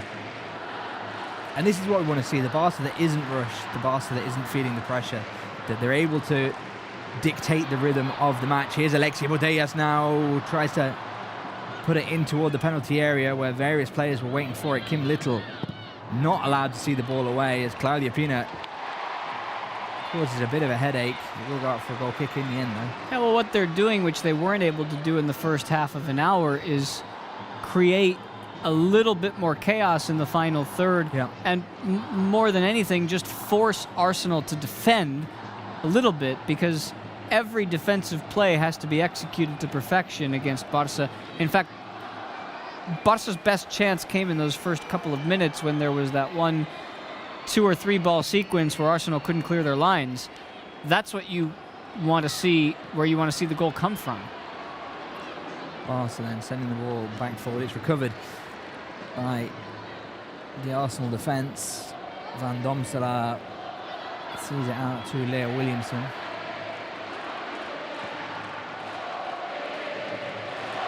As the Barca fans pipe up in the final 5 minutes of this match. They've been here before. They know what the situation is. And I don't know, 2 years ago in Eindhoven, it was they were 2-0 down at this point in the game. It was a lot worse.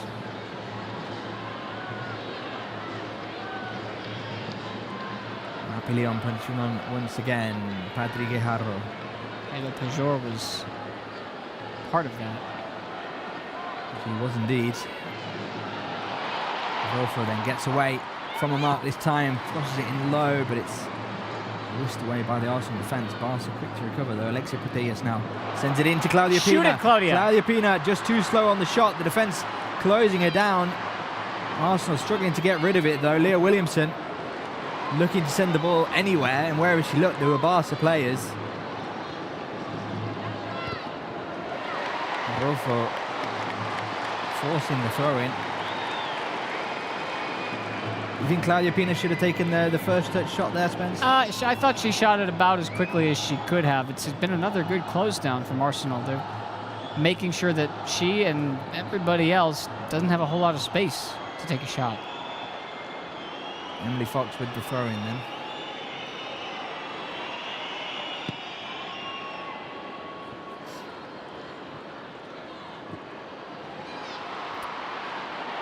Not allowing Arsenal to go on the attack. Play on. Whatsoever. Nice ball in.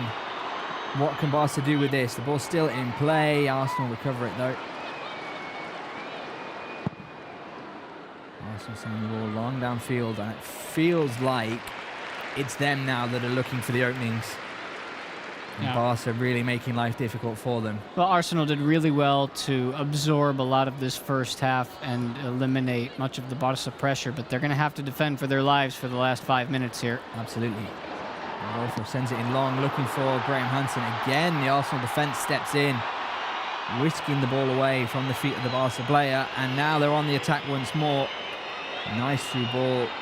Trying to find Alicia Russo, who wasn't quite quick enough on the turn. Ureni was faster. And the ball goes to the feet of Catacol.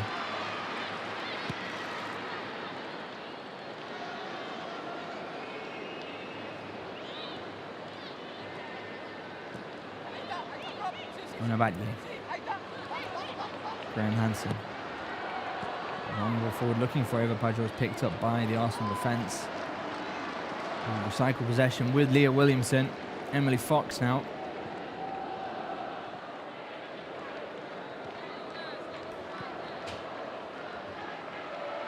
Leah Williamson again.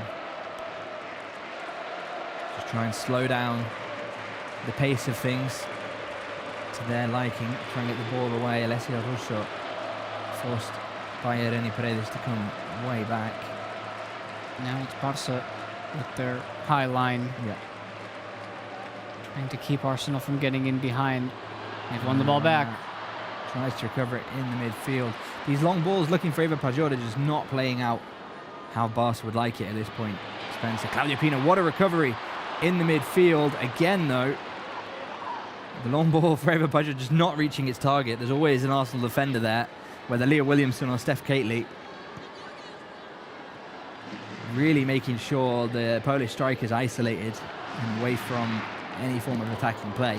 And actually, a lot of the attacking play we've seen come in has been from Rolfo, Alexia, Aitana, Graham Hansen. It's coming from the midfield rather than those long balls to the striker. Long ball forward now to Caitlin Ford. And the ball goes out for the Barca goal kick. It's going to be a goal kick, which is a break. Let's see. I thought it came off for Onabadje, but... No, it did. That's a break. Okay.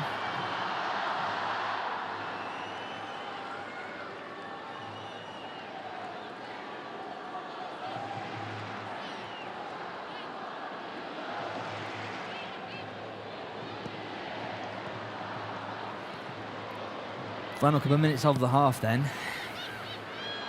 To start. I say we should start making some reflections, but look out, because here's Mariona. Also quick to shut it down, but it's not out of danger yet. Mariona once again does a good job of finding, I think, Chloe Kelly, who dropped down to this left-hand side, putting the cross and wasn't able to reach its mark. And it was Caitlin Ford, sorry. This has been one of those strange first halves where I think both teams have This could easily be like 2-0 either way. Well, or even 2-2, right? This is one of those games where I just feel like there have been chances that have almost gotten to the final ball and then a good defensive play has kept the attacking team from making that leap and putting a number up on the board. What changes do you expect to see in the second half here? I don't think Barça should be thinking about any changes right now. You know, the question of the second half, which is always the thing that you ask teams defending against Barça, is can they keep it up from a stamina standpoint? We never have that problem with Barça. Absolutely not. And I mean, Arsenal, the FA Women's Super League is renowned for being much more physical than Spanish league. 1 minute added time. Nice long ball to Caroline Graham Hansen. Go to work. And Graham Hansen with the cross. It was a little bit too long. Claudia Pina outpaced by Emily Fox. Brilliant defending by the American. The ball seen away by Leah Williamson. Picked up by Rolfo, who sends it back in, looking for Eva Pajor. And Van Domselaar, who has been absolutely key in everything for Arsenal, making sure that Eva Pajor doesn't get a breath to it. And she gives a shout. She catches it before... Oh, it was Karen Graham Hansen powering. Graham Hansen can get there. And that's how this first half appears to come to an end. And we see a surprise sprung in the final seconds. Oh, that should be that. And Ivana Martincic brings this first half to a close then. 0-0 on the scoreboard, Spencer, on what is been not a particularly cagey first half, but a very kind of back and forth half. No, both sides going for it. A couple of missed chances from Arsenal's perspective where a little bit more quality would have seen them take a lead in this game. They had a goal disallowed after an offside. Barça, for the first few moments, were struggling, but now, well, let's get it in the second half. Stay with us then. In the second half, we'll bring this UEFA Women's Champions League final between Barça and Arsenal to its conclusion. Don't go anywhere.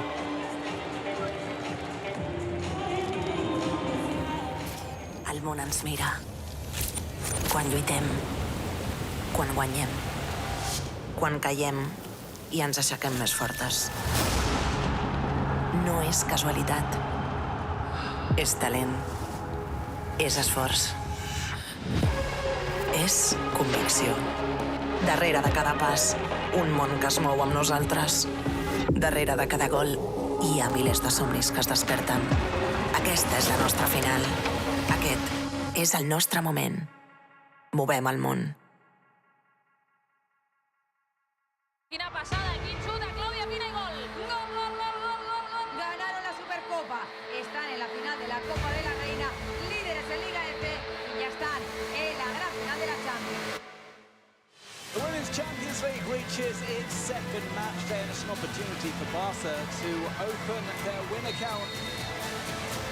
Està costant molt superar la línia de mitjos. Passadora d'Alexia cap a Caro. Atenció a aquesta jugada de la Noruega. Arriba i gol. Gol, gol, gol, gol, gol, gol. Ahí están encontrando a Hansen. El balón de Hansen a Eva. Claudia Pina. Gol.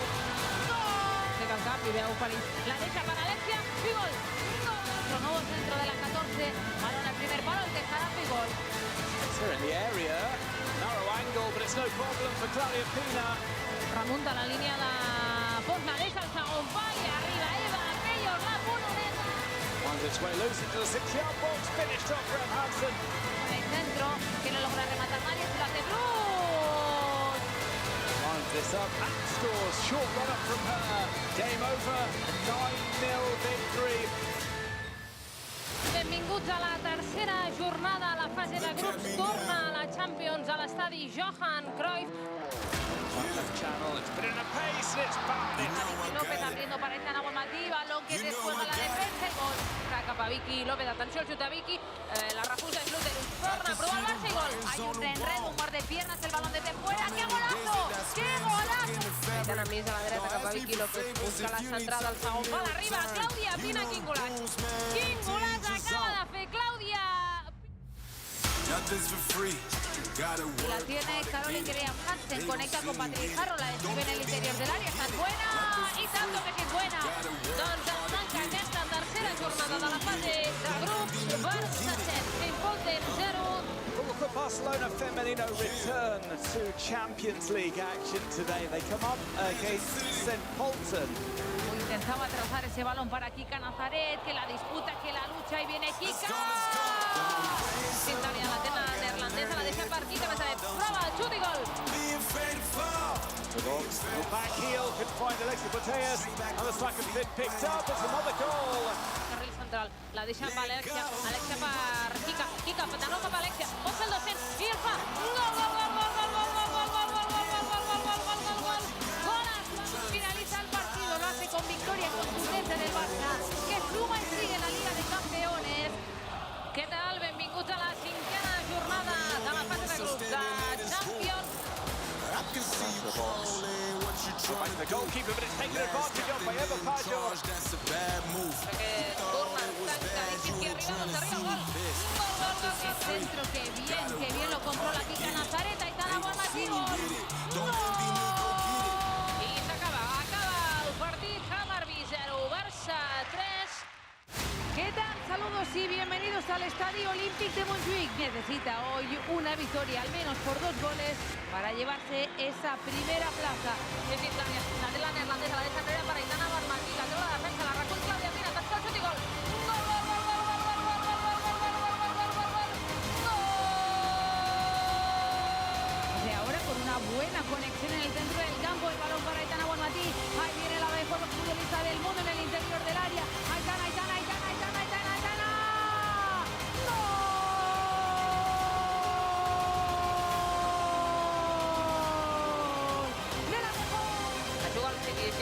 La recupera el Barça, la té Alexia Putellas, la capitana prova el xut i gol. Gol, gol, gol, gol, gol, gol, gol, gol, gol, gol, gol, gol, gol, gol.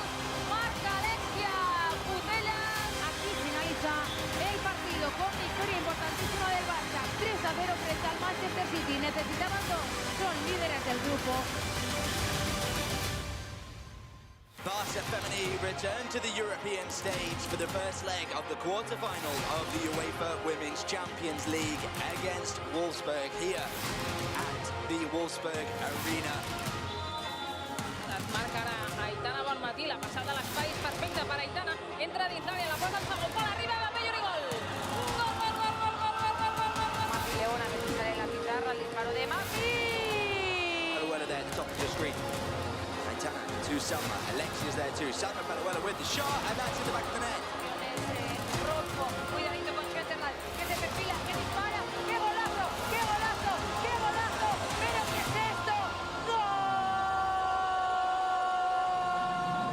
¿Qué tal? Saludos y bienvenidos al estadio Johan Cruyff, bienvenidos a esta tarde de Liga de Campeones para clasificarse hacia las semifinales.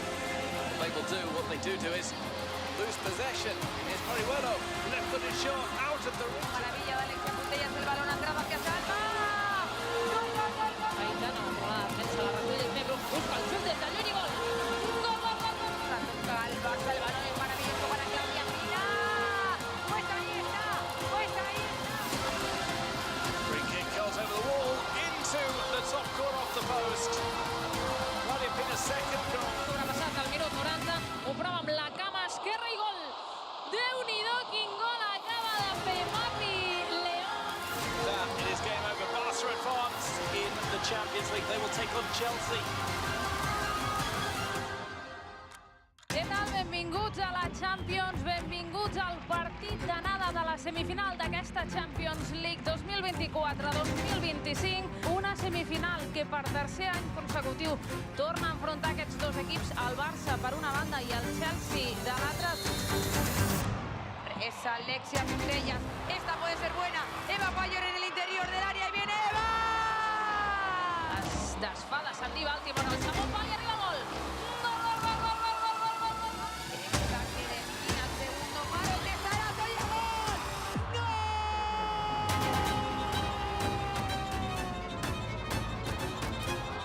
And the chance here, another goal for Claudia Pina. Into double figures in the Champions League this season. Cuando finiquitamos aquí con una fiesta azulgrana con el Barça, que se lleva una victoria abultada 4-1 frente al Chelsea. Doncs tot a punt a Stamford Bridge salten les 22 protagonistes damunt del rectangle de joc en disputa un lloc, un bitllet per la final que es disputa enguany a Lisboa. Una repetida de antes, pero bueno, el Musken también muy activa en esa banda izquierda, que atacó el Musken. Pero espérate porque viene la carrera de Aitana Bonmatí, se ha marchado de 2, ya está en el interior del área. ¡Ahí viene la 14! ¡Aitana! ¡Gol! ¡Gol! ¡Gol! ¡Gol! Ja va, Claudia, que ve el segon, que ve el segon. Caro Hansen, sí. Here's Barca again, here's Alexia. What can Barca do here? Shot from distance. Oh, and there goes off the post and in. And they've caught us off guard once again. Estaba con Salva para el duelo, desplazamiento largo, buscando a las 7. El sombrerito de Salva no se la pudo colocar. ¡Bien, pues gol! ¡Pues gol! ¡Pues gol! ¡Gol! Ara sí, s'acaba el partit. El Barça serà a la final de Lisboa el proper dia 24 de maig. Ara fan aquesta rotllana per celebrar la fita històrica de tornar a ser a una final de la Champions.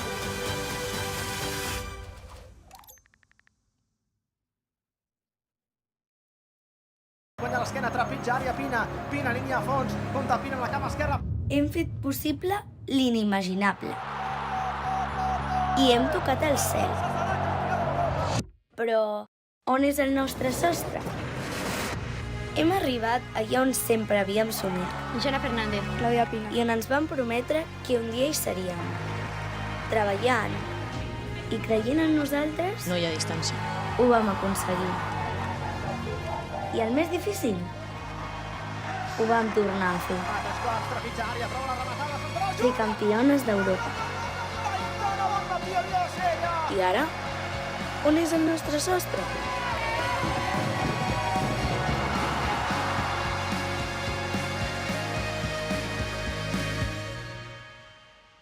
El nostre sostre és allà on decidim arribar.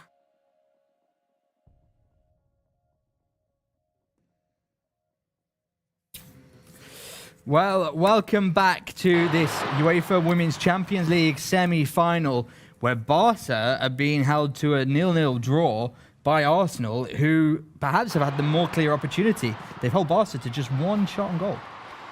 Yeah, I didn't love the first 30 minutes of football from the Barca perspective. I think it was more a credit to how Arsenal played rather than how Barca didn't play as well. And then the last 15 minutes made me confident that if they continue in this way, Barca are going to get a goal relatively soon. But there's still a lot that can happen, and this is a final. It's one game, as we said, so 45 minutes to go. You got to find something. The one and only goal that was celebrated of the first half was an own goal by Reni Paredes, which was eventually ruled to be offside by VAR. What did you make of the Arsenal attack in that? Because it was, I think they had more options than Barca did in that first half, really. Yeah, they did a good job of trying to take advantage of their moments when they came to them, when they had opportunities to get forward. They didn't waste time. They just went for it. A couple of times it worked out. Most of the time, Barca had it covered. On that occasion, even though the ball snuck into the back of the net, it was clear there was a clear offside in there by, I would say, more than half a body. And this second half, I'm interested to know how many, when and if Arsenal are planning on making a couple of changes, because they're going to need the endurance levels to maintain themselves as Barca, who are one of the most fit teams in the world, maybe the most fit team in the world, just continue to come at them time and time again. Right, the intensity that Arsenal have played at as well, you know, it's not easy to maintain that. We'll see in a minute if there are any changes. It doesn't look like there are, but we'll confirm that in just a few minutes when this match kicks off once again. We should probably mention 25-year-old Dutch goalkeeper Daphne van Domselaar for Arsenal, who has just been absolutely phenomenal at the back and very much a key to their success in this first half. Yeah, she was good at anticipating, which is what you have to be when Barca are putting those crosses in from, especially from the right side with Graham Hansen, or if Mappy's over there doing it off of a short corner. She anticipated, she had a couple of punches. She didn't really have too many big saves to make. Everything that was shot towards her was pretty much right at her. But you got to make everything count, and there's a good chance that she's going to need to come up with another moment or two minimum in the second half. No doubt, no doubt. Two of the kind of key points that we mentioned for Barca, really not being able to kind of impose their rhythm on the match, which again we saw toward the end of that first half, of Mapillon, kind of taking her time to push forward, not being kind of quite so hasty to just shoot the ball and move it around. And then the other thing is we've seen quite a quiet midfield. We've not really seen kind of that much threat from the likes of Alexia, Aitana and Patri. That said, Aitana's probably created the most threat of the side. Yeah, I thought it was really telling when the midfield didn't really have much to show for themselves. And then Aitana, out of nowhere, when she realized that, she grabbed the ball and she said, forget all of you. Yeah. I'm going. And she made one heck of a run into the box that almost resulted in a real chance. That's exactly what she did against the other major London side, against Chelsea in the semi-final at Stamford Bridge. It was kind of a really cagey 20-25 minutes. Barca really not able to impose their game style until Aitana got a hold of the ball and really made a run for it. Emily Fox has very much been one of the important players as well for Arsenal, both in attacking play, but also getting back and closing down any defence, coming up head-to-head with the likes of Claudia Pina and Alexia Putellas. Can I make a bold statement? I think she's been the best player on the pitch for Arsenal today. She's locking down defensively. Any 50-50 ball that's within her reach has been hers, and that's what's been important for Arsenal.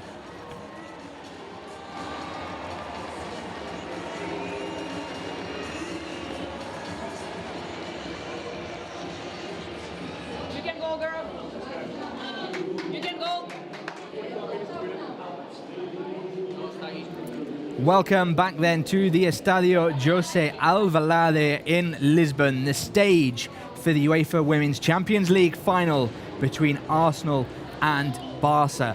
Arsenal looking for their second ever European title. The last time they won it was all the way back in 2007. Barca looking for their fourth and third in a row.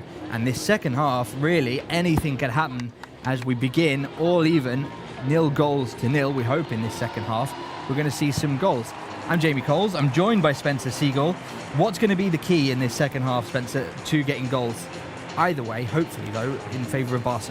Yeah, I'm thinking that while we've talked a lot about the midfield not getting as involved as we'd like them to, the key for Barca in the second half is going to be how can the wing players impact the game? Because that's usually the best way to get Eva Pajor the ball, but Caroline Graham-Hansen didn't have many opportunities to run at the back line where you know what she does. She gets the ball at her feet, turns towards goal, and then likes to set it up with a couple of dribbles. She got to cross in once.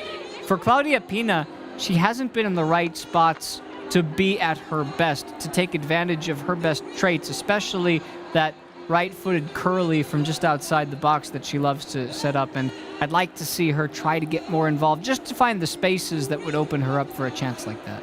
It doesn't look like there are any changes for either side heading into the second half. So we'll just quickly remind you of the starting 11s. Daphne van Domselaar, who has been absolutely key for Arsenal in that first half. Katie McCabe, Steph Catley, Leah Williamson and Emily Fox on the back row as we do get this second half underway. Mariona, Frida Manum and Kim Little in midfield, with Caitlin Ford, Alessia Russo and Chloe Kelly up front for Arsenal. The Barca 11, Catacol, Onabatye, Mapillon, Irene Paredes, Fredlina Rolfo, Patri Guijarro, Aitana Bonmatí, Alexia Putellas, Claudia Pina, Eva Pajor and Caroline Graham-Hansen. And Arsenal have done a really good job of making sure that Eva Pajor is just completely isolated. She had a very quiet first half. Yeah, that's what I was saying. She just needs to get into the game somehow, and usually when the midfielders are linking up, a lot of times they'll take the space themselves, like Aitana, who's now starting to break down the right. That was a lovely long ball which completely stretches Arsenal's defence. They're on the comeback now as Caroline Graham-Hansen pushes forward. She switches it looking for Claudia Pina, and there's the corner. We've seen this before from Barca. If we go back to Eindhoven from 2 years ago, they were down 2-0 out of halftime, and they came out and they scored 2 goals in rapid-fire succession. I wouldn't be surprised to see a team like this look for one within the first 5 minutes of the second half. I'm going to say, though, that it's the 59th minute that Barca find their breakthrough. Okay. Barça now with the corner. This could be the moment. Aitana Bonmatí is going to take it, so I'm guessing she's taking it short to Mapi Leon. Irene Paredes has pushed way forward, I guess, was looking for the head. Have it. Claudia Pina puts the shot in from distance, and it's collected up by Van Damselaar. Yeah, that's exactly the spot that I was talking about, that you want to see her get something towards the target. It wasn't her finest effort, but got to start somewhere. Teeing her up for some good space. And clearly discussed before they came out from the dressing room, as Aitana, Mapi and Claudia just completely working together to set that up from the corner kick. Arsenal then playing out from the back.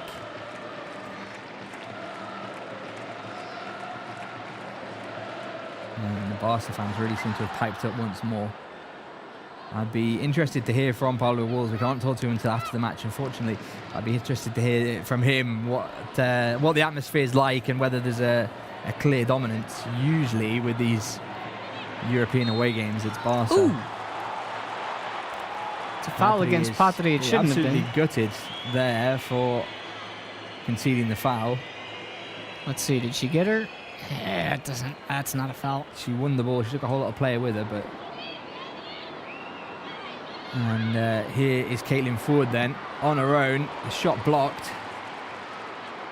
And Barca recover possession. And Badye goes to Caroline Graham-Hansen, who's had to drop back with that threat of Katie McCabe pushing on. Padri sends it forward. Aitana now. Run it round to find Fridolina Rolfo. Now they're starting to ping it around really well. Yeah. And that's it, really. That's how you're going to stretch that Arsenal defence, by moving it from left to right. We saw Rolfo is pretty much on the touchline here on the bottom of our screens. Alexia now. Nice 1-2. Pina. She's got two players on her. She puts it up and over, and it comes off the crossbar. The ball's still in play. Caroline Graham-Hansen now finds Aitana with a back heel. Van Domselaar dives on it like a live hand grenade. What a back heel goal that would have been for Aitana Bonmatí. Let's take a look at this on the replay.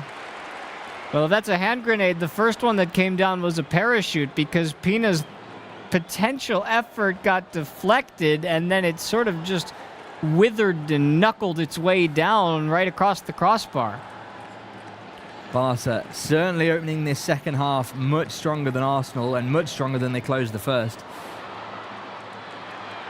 A little bit of midfield error there led to Arsenal sending it upfield, but it looks like Barca concede another free kick. Yeah. In a dangerous position. We're going to see a yellow card, the first one of the match here, and it goes to Irene Paredes. We're going to see this on the replay.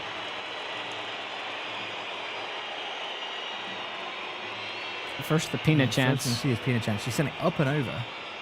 It was Fox defending, and Van Domselaar was helpless. I was going to say Van Domselaar's face there was a picture, because she just watched it go up and over. Irene Paredes. Victim of inertia there, I think. I don't know. She kind of went in and Ford careered into her, and wants a yellow card for the Barca centre-back. 2 free kicks in quick succession.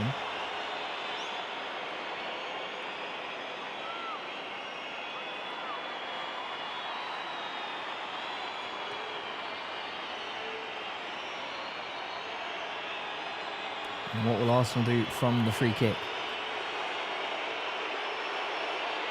It's not really shooting distance. They could tee up a header, I guess.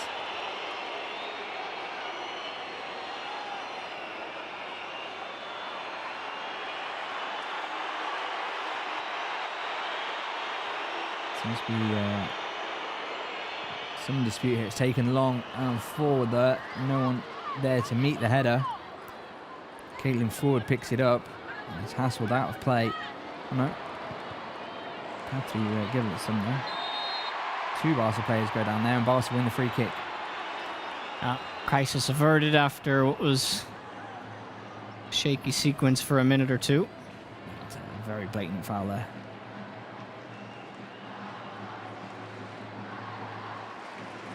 an interesting first 5 minutes for this second half then. Barca came out guns a-blazing, but the Gunners giving as much as they get. Caroline Graham-Hansen now, again on the touchline, really stretching this Arsenal defence. He sends it to the opposite wing to Claudia Pina. Aitana Bonmatí. Pina once again. Claudia Pina at distance. This Arsenal defence is really physical and really quick to close down any attacking play.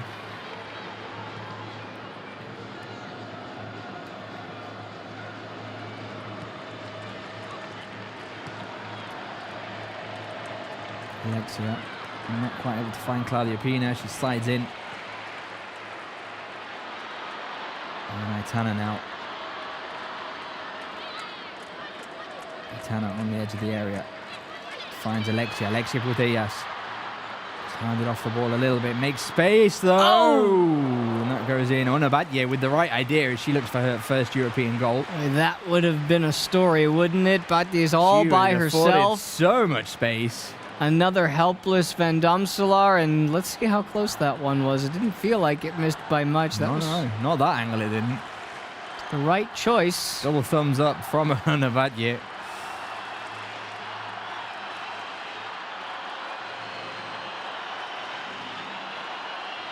I made a note before the match, Spencer, that Aitana has the most key passes of any player in the Champions League.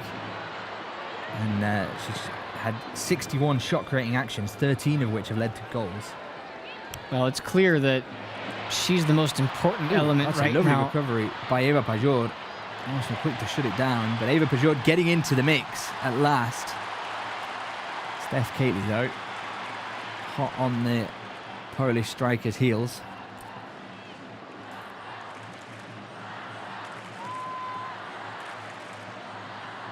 Patty now pushing forward as well. Aitana. Aitana, various options. She's going it alone. We tried to send it in.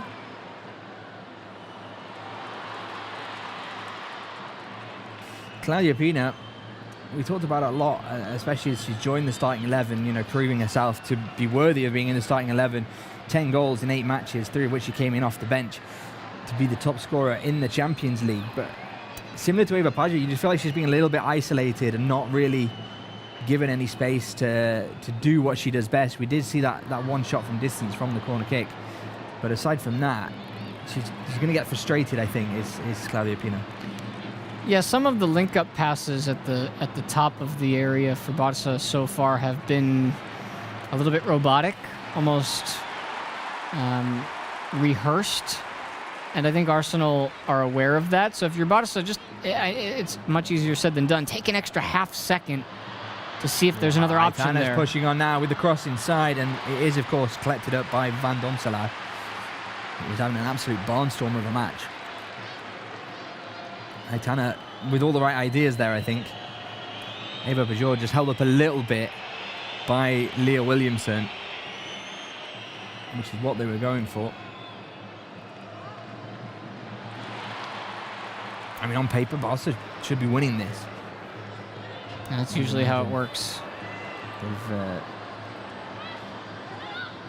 I'll finish that thought as we go to stats after Rolfo dances the ball around a little bit around Emily Fox. Plays it out to Mapillon, heads back in again. Here's Patri, who we haven't seen her this high up the field, I don't think, Patri Guijarro, up until this point. Here's Rolfo again, just back and forth, looking for the opening. Mapillon. No, and the longer that this game goes on, 0-0 as it stands, the further forward Patri is going to get. And this team at times runs through her.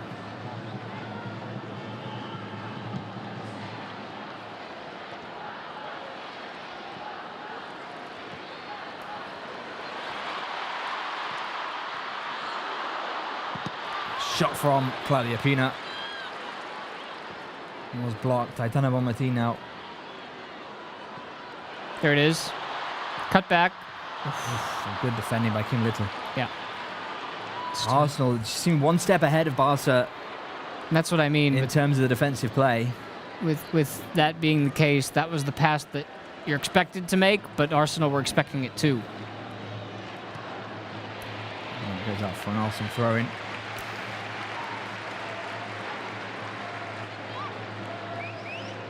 Yeah, no, you've got to be impressed with René Sleger's preparations for this match. The former Dutch international really done the homework to keep Barca on the toes. Frida Manan there, not quite able to get a hold for it, and she was able to send it back out to recover possession with Mariona Caldente.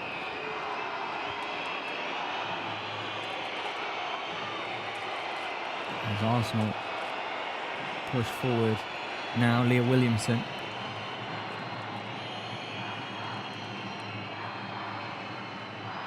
They've done a lot of hard work, Arsenal, and they've gotten to this point now where the game's got half an hour left in it, a little bit more. They know they're right in this. Absolutely, and they're very comfortable, as we just saw there, you know, keeping Barca in their own half and just sort of sitting back on that territory and space and just looking for the opening, which is, you know, very much playing Barca at their own game. Barca not looking quite so shaken by it as they were in the first half, perhaps, though. Aitana now. Oh, loses the ball deep in Barca's own half. Quick to recover, though, Barca. As all players kind of chip in and lend a hand. Karen Graham Hansen now.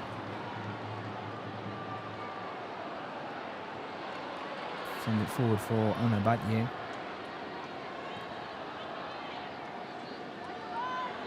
Hansen to Aitana Bonmatí. Nicely done. Aitana Bonmatí not quite receiving it cleanly.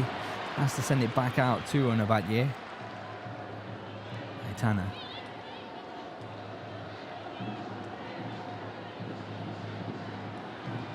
Hansen to Alexia. Barca seem to be not quite working into the penalty area quite so much. Happy to work on the edge of the area, find their opening, even trying to set up a shot. Here you go. Nicely done here. Nice. Will the cross come? Arsenal, like you say, just one step ahead every time. That was better because there was an initial cross on there, but it didn't seem like the right move. Everybody was covered up. Now a chance. Cross comes in for Barca, headed away, and that will be a corner kick for Barca. Solid defending by Katie McCabe.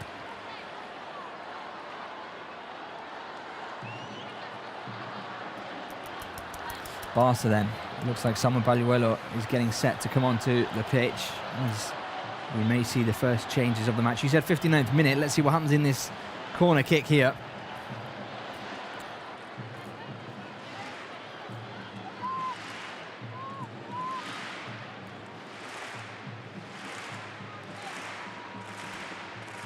Fifth corner of the match for Barca. It's played short on this occasion. Arsenal send it away. As Caracol comes up. And Batye sends it out to Aitana. The pass intercepted, and these long passes are really causing problems for Barca. Nice win back. Go get him on the... Here we go then. From the recovery in the midfield. Shot from distance denied. But what a shot by Aitana Bonmatí. She's got all the right ideas, as Aitana. Very much getting tired of this situation. She could have played the extra pass to Eva, who was already kind of cut off by the Arsenal defence. Great stop by Van Domsela. Yeah, it's a good save from her because not only was she able, obviously, to keep it out of the net, but it's a low skimming ball that's a tough one to deal with. You also have to make sure that you brush it aside rather than put it back into play for a rebound. And Barca get another corner. Sixth corner in the 60th minute of Barca's 100th European match. Short again. Barca clearly working on something here. Mapillon now sends it out to Ona Batye. Shot from distance by Ona Batye, trying to pull off a Guijarrazo. Sends it over the bar on that occasion, though. It's the second time Batye's taken a shot from distance here, Spence. Yeah, she just couldn't keep that one down enough. It was dipping as it got towards the crossbar, and here comes that substitution. So we will see Salma Pagliuelo come on to replace Claudia Pina, who we saw took a knock, and as I said, she's just been kind of forced out of the attacking play, really. So Salma Palahuelo makes her 7th appearance in the Champions League, coming off the bench for a 5th time. 4 goals to her name. She'll be looking for the 5th, no doubt, from the off. She does bring a certain element of athleticism to that forward line that perhaps Claudia Pina can't quite do. Here she goes already, Salma. Athleticism, ball-carrying skills, but still the same ability to shoot from distance. Yeah, no doubt about that. Nice recovery by Mapi Leon. Just picked the pockets of Arsenal's attack. Wins the free kick as well from Chloe Kelly. That's thievery. She knew exactly what she was doing, Mapi Leon, there, I think.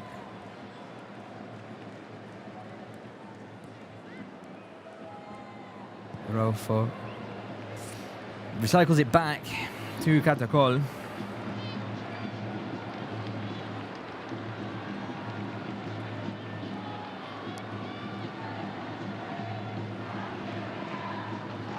Barcelona moving the ball around.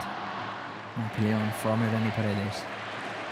59 minutes come and gone, Spencer. We're past the 60-minute mark. What do you think? I'll hold the question until Salma Palahuelo's put this cross in. Doing very well to hold off the 2 defenders there. Rolfo now. Get it in there. Ridlina Rolfo cutting inside, being forced centrally away from that crossing area. Oh no, Badje again from distance. Ooh. This time it's picked up by Van Domselaar. Your opinions of this first 15-20 minutes of the half, Spencer? They've been a little bit more aggressive, Barça, with the ball at their feet in the final third, trying to sneak out a shot, look for a good position to at least challenge the keeper, Van Domselaar. They haven't quite generated, though, the big chance. You're confident that if they did that, they would finish, because the big chances in this game have gone to Arsenal.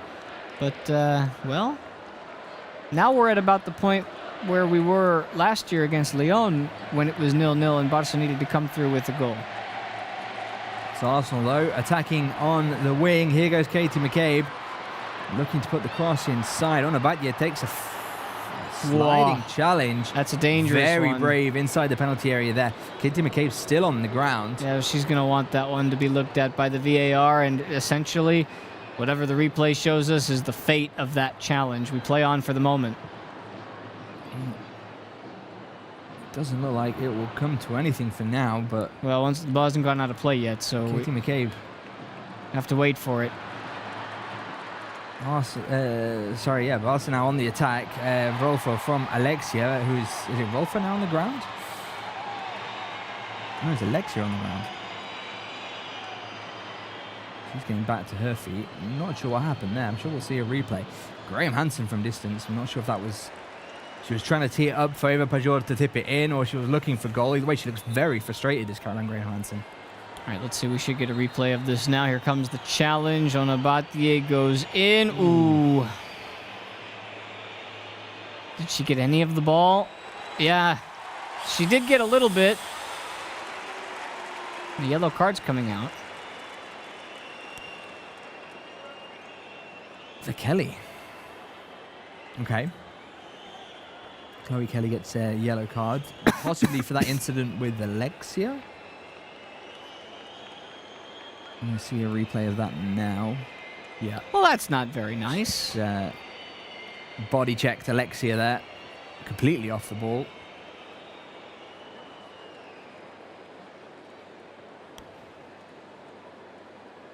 Batye should consider herself lucky, I think she could feel very lucky there. That could have very easily been a penalty.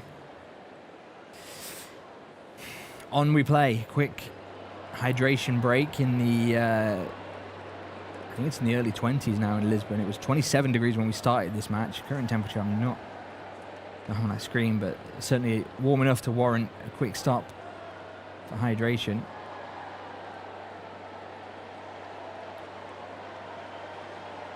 Well, it's been a turn of events in the last 10 minutes.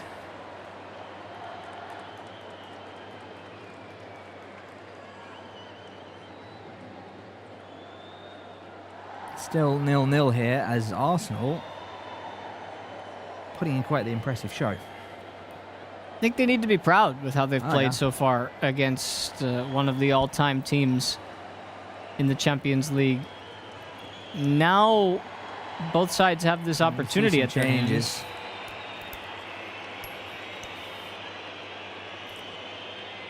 So we're going to see Frida Manum come off. She's going to be replaced by... My notes here in front of me. By Stina Blex-Dainus, which is a name that I'm going to really struggle pronouncing. And I apologize. Is it a triple substitution here?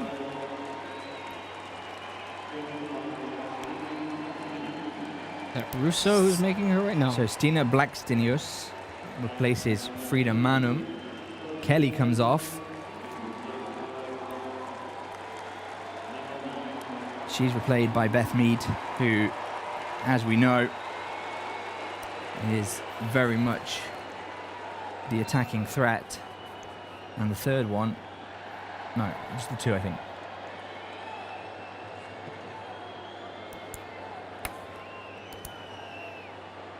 So a little bit of a shake-up for Arsenal midfield and on that front line, just to bring in a little bit more of the attacking play. Barca on the attack now.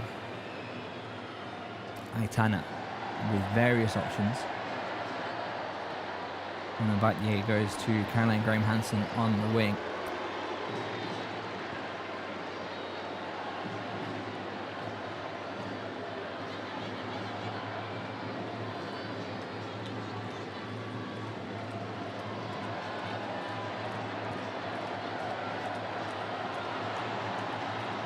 Arsenal quick to recover. Barca turn it over quickly though in Arsenal's half.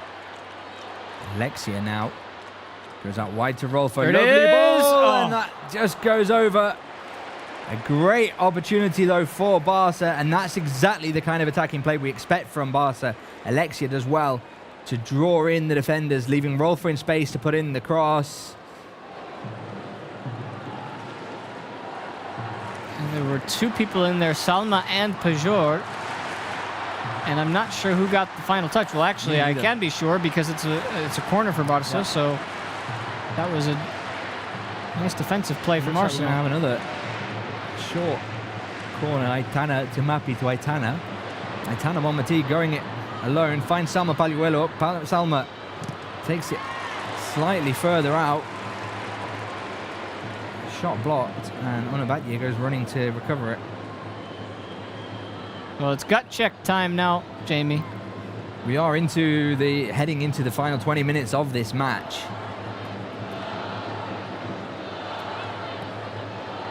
22 players on this pitch. There's a referee, plus two casters here that don't want this going to extra time. I think Arsenal would sign up for extra time. Yeah. Barca fans pipe up loud and clear now. Lovely ball by Salma to find Caroline Graham-Hansen. Cross denied, and Barca will win the throw, and Onabatye will go to take it. Arsenal have played an absolutely astonishing 70 minutes here. Very much doing their homework. René Slegers taking out this side, preparing them for everything Barca have thrown at them so far. Onabatye then with the throw-in. Aitana. Batye again. Goes down. No foul given. Barca. The cross is intercepted. Arsenal send it long downfield looking for Alessia Russo. Barca win the free kick. Lovely defending by Eleni Paredes. Eleni Paredes again now to Mapi Leon.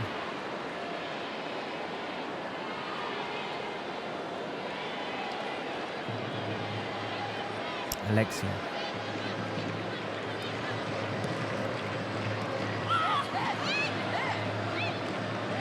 Alexia again, I think just clashed a little bit there.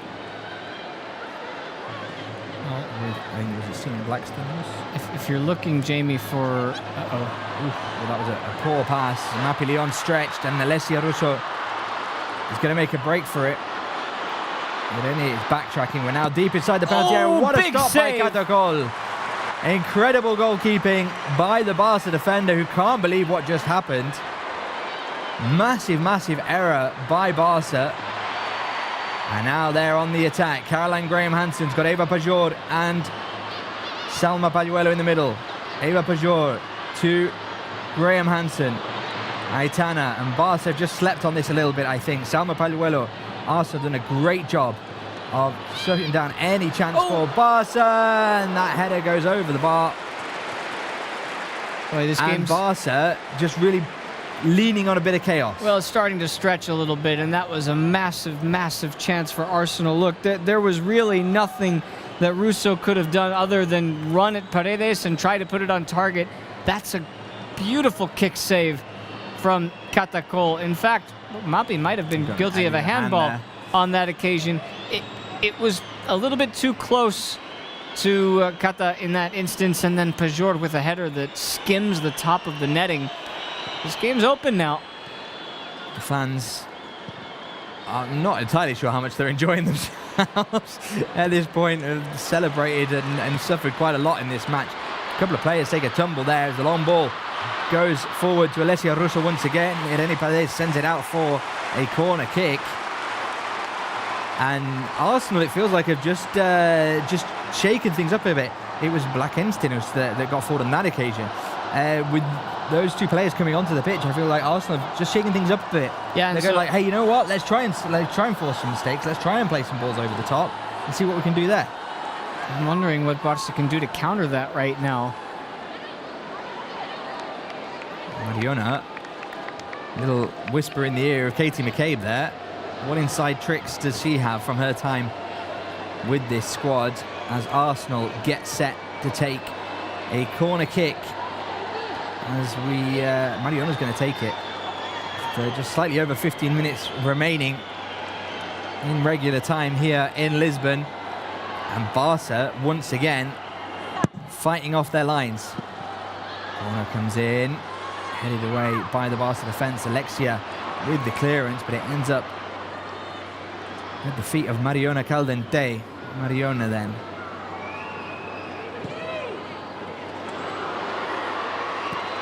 And Alessia Russo now. Alessia Russo on goal, and Barca go one down.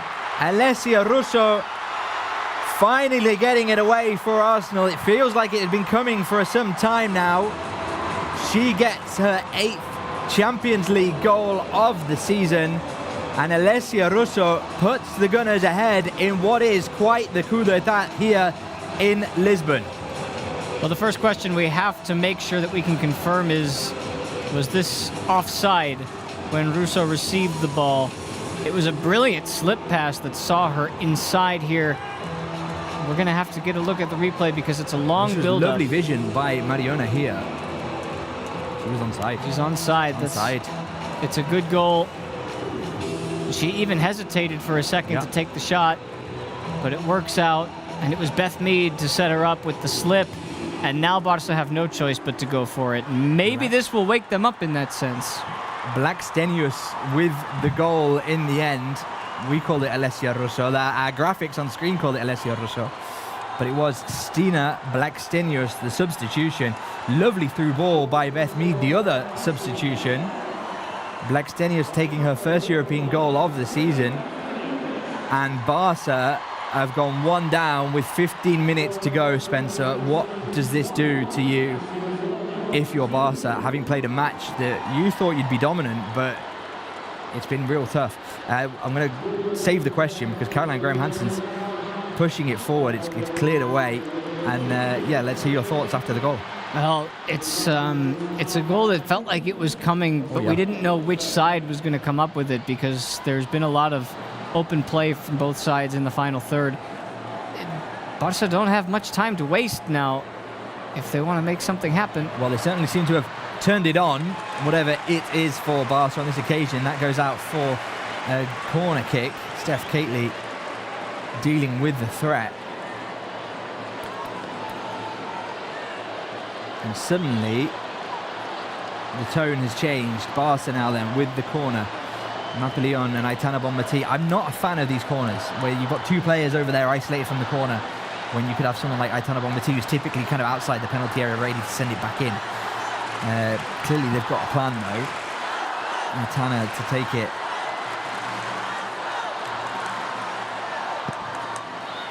Sent it long on this occasion. Irene heads it into the side netting, and that would be a goal kick. And now every second is so precious. You run the risk now of Arsenal slowing the game down almost to a grind and really making Barca suffer to win the minimum after what's been quite the spectacle up to this point. You're absolutely right. Or maybe not. As Arsenal send it back downfield. Well, let's be clear. When Arsenal have the ball, they're going to be looking. That's poor. It's a poor giveaway. Really. When they have the ball, they're going to be looking very quickly to try and score. Put the game to bed.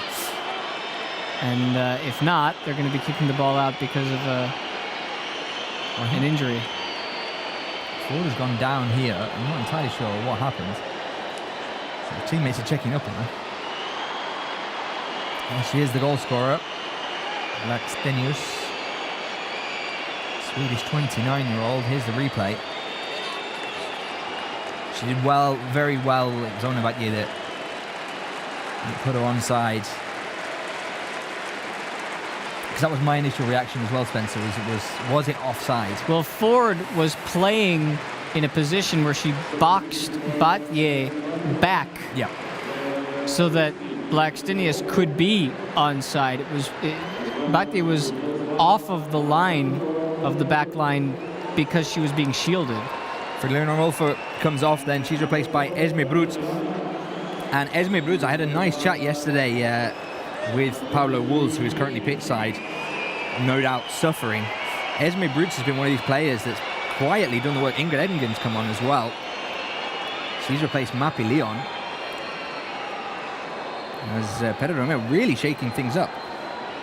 Yeah, I like the move for Engen because she can obviously defend just about anywhere, but she's also capable of being another piece of the midfield, which with bringing Mappy out, Engen will likely get forward even more, but that does put a little bit more pressure on Irene, who's got a yellow card already. That was my thought, actually, is it seems like the wrong centre-back to take off.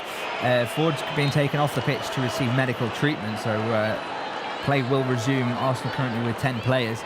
Esme Brutz, the Dutch 21-year-old, and again, she's not been at Barca all that long, but very kind of quietly done the work. She's played all 11 matches now.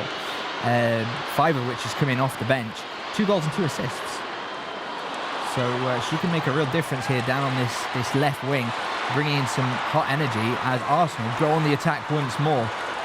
And Ingrid Engen's going to be put to the test just minutes after coming onto the pitch as the goal scorer Stina Blackstenius powers on. Esme Brutz eventually dealing with the danger. Emily Fox now and Leah Williamson. 10 minutes remain of regular time here in Lisbon, and this has been a massive upset.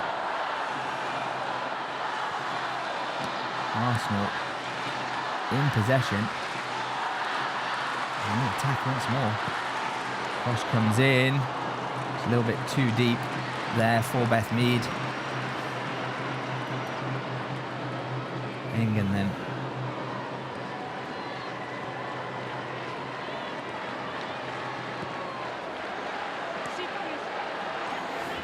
Yeah,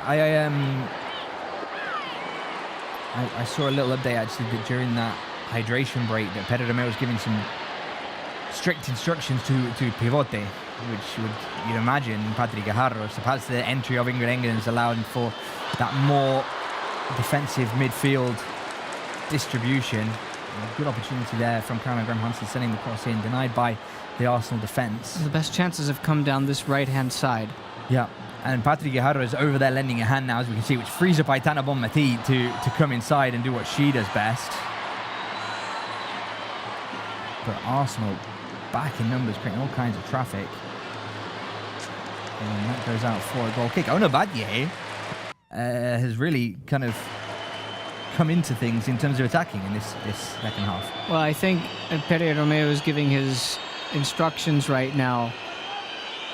I really believe that Salma is best to be positioned on the right, because with that wonderful left boot that she's got, she can provide at least the threat of throwing a shot on target, curling it in. If she plays a little bit more centrally to Graham Hansen, who would be on the outside. That's a nice ball to Alessia Russo. Can't allow that much space. Beth Mead in the middle as well. Barca dealing with the attack quite nicely. A little error there has allowed Barca to try and mount something of a counter-attack. Here goes Salma Pagliuelo. She's got Eva Pujol with her. She's looking for more options. Alexia Mateus offers it.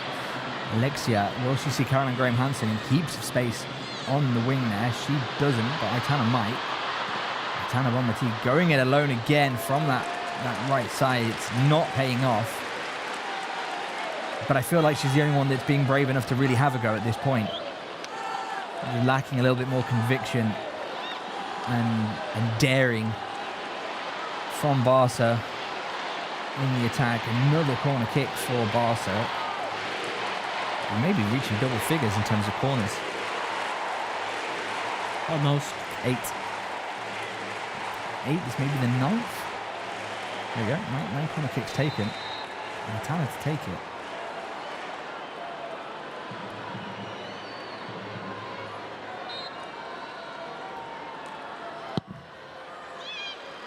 Comes swinging in. It's headed away.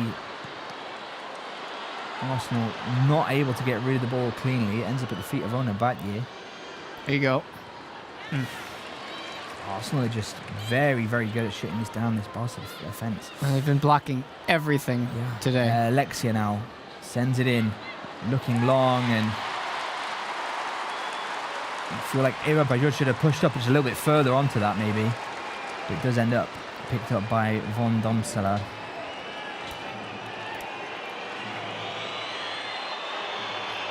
There was a brief question of a handball, but that was never going to be given. René Slegers there has done marvels since joining this team in October, and the proof of it is right here. A 1-0 lead into the final minutes of a UEFA Women's Champions League final, Spencer. And Arsenal still on the attack. Stina Blackenstein was the goal scorer, causing upset as Arsenal go almost 4 up. And win the ball back high up the pitch. Alessia Russo here. Katie McCabe. Alessia Russo just afforded a little bit too much space, I think, by Barca. Katie McCabe now tries to put the cross in. Good defending by Ingrid Engen.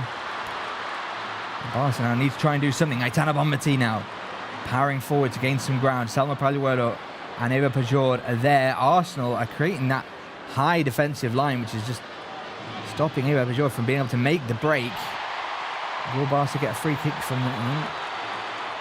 Play on. Play on. Physical challenge by Katie McCabe on Caroline Graham Hansen. Right on the edge of the box. Caroline Graham Hansen looking for it a little bit, I think. She was looking for it. She might have found it. Another change then here for Arsenal, as the number 19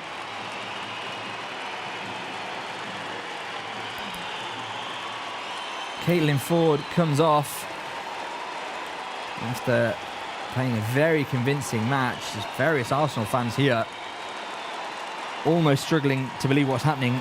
Lina Hurting then, another 29-year-old Swedish player, comes on.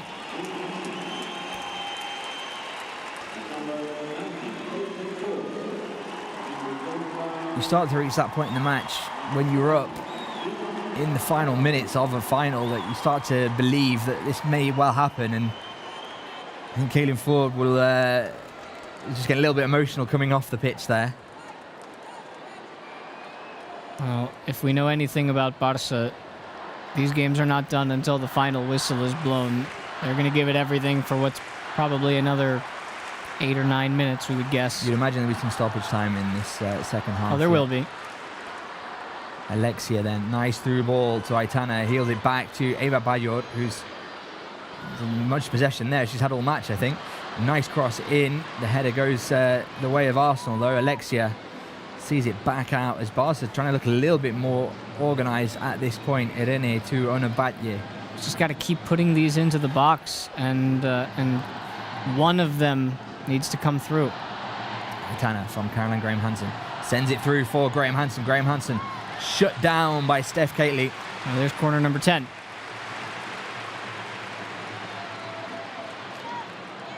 Can they make something? A little bit frustrated is the Norwegian. Can they just make something of one of these corners? They haven't even had a sniff of a chance on the first 9 corners. Long, looking for a head. Ingrid Engen picks it up on Abatye now. Will she send it in from distance again? No, she opts to send it back out onto the wing. And Abatye providing options on the wing here as Aitana opts to try and weave it in. Batye with the cross. Good cross. Lovely cross. A bit of a scuffle in the area, but Arsenal come away with it. It's Mariona Caldente chased down by Esme Brutes. Nicely done. Salma Pagliuelo.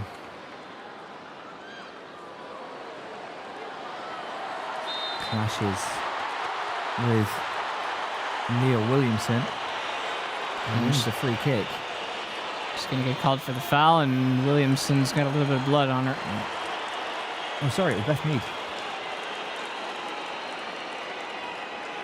Oh, yeah, she did take a shoulder to the face. Fair enough. It's an unfortunate foul, but it is one. We'll see a yellow card for... Well, she's saying she lifted the arm there. There's Ivana Martinovic, but I'm not sure about that. There's more of a shoulder. 2 minutes regulation time remain here. Mappilion looking very animated on the touchline. Claudia Pina getting a yellow card there from the touchline. As Beth Mead's receiving medical treatment on the pitch.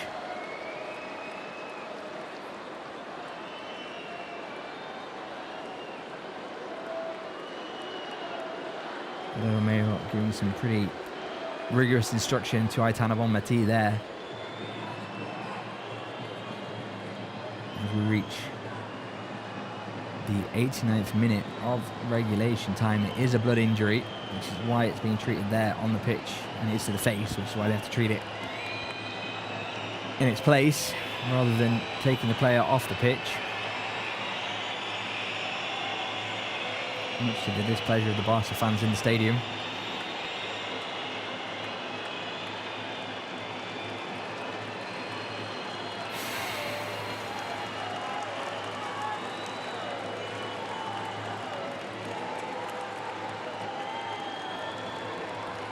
Clock's ticking.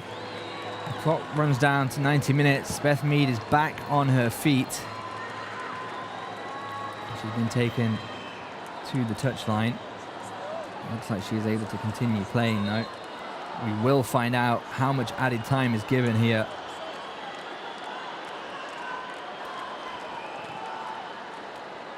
I'd like to think that added 2 minutes to proceedings. Watch out. Oof. Yep. Blackstenius receiving a long ball there and getting the better of Ingrid Engen. All right, moment of truth. I'd like to see at least 5, maybe 6. We will see an undetermined amount of added time. It'll come. Be patient. 1 goal separates Barca from Champions League final defeat. 7 minutes added time, or conceding through to extra time. 7 minutes separates Barca from 3 in a row, as I think Esme Brutes receives a yellow card now here.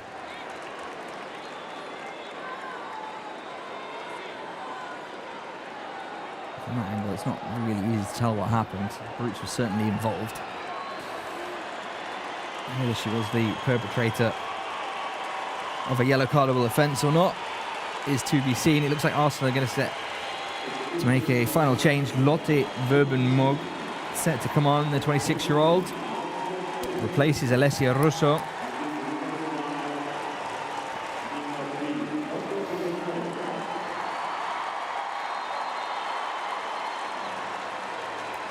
is ticking. 6 minutes remain here for Barca to get one back. Here's Blackstenius again, the goal scorer. Offside. Offside. It's nice that they intervened to call the offside, as we are against the clock here. I mean, we've played, 95 minutes of football now? I can barely think of one solid 50% or higher chance of a goal that Barca have had in this game, which is so rare to say. But that's a credit to Arsenal and the way they've defended today. Rennie Slegers and Arsenal have done some incredible tactical work here. It's not over yet. Here's Alexia. But they're just so quick to recover the ball. This is not like an Arsenal that I've seen in recent years. They've very much done their homework and very much come out to give Barca just a hard time at every move. 5 minutes remain here. Claudia Pina looking more and more frustrated down there on the touchline. Cross comes in. Look out. Oh. And this is it. Those are the crosses we want to see more of. Those are the crosses we're used to seeing more of. But, there was Eva Pajor, Alexia Botellas, and Salma Palahuelo there, and none of them were able to push on beyond the Arsenal defence. This Arsenal defence has been nothing short of impressive. Aitana Bonmatí with the corner kick here. As the clock runs down.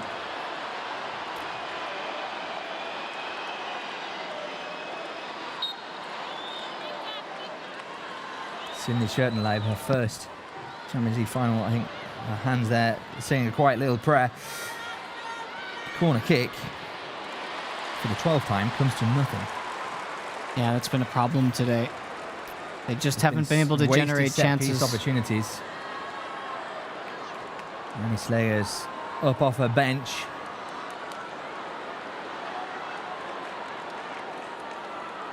Patri from Engin. There's a lack of urgency at this point, I think. Graham Hansen needs to be firing it in. There's 3 players in the box waiting to receive it. Right idea, nobody there. Sent it into the middle of the penalty box. Here we go, Jamie, 3 minutes. Here we go again. Cross comes in. Right out for the corner. Onabatye with the right idea. Graham Hansen will take the corner. It says to me it's going long. Claudia Pina is giving a hint. Salma Palahuelo runs to the far side of the penalty area here.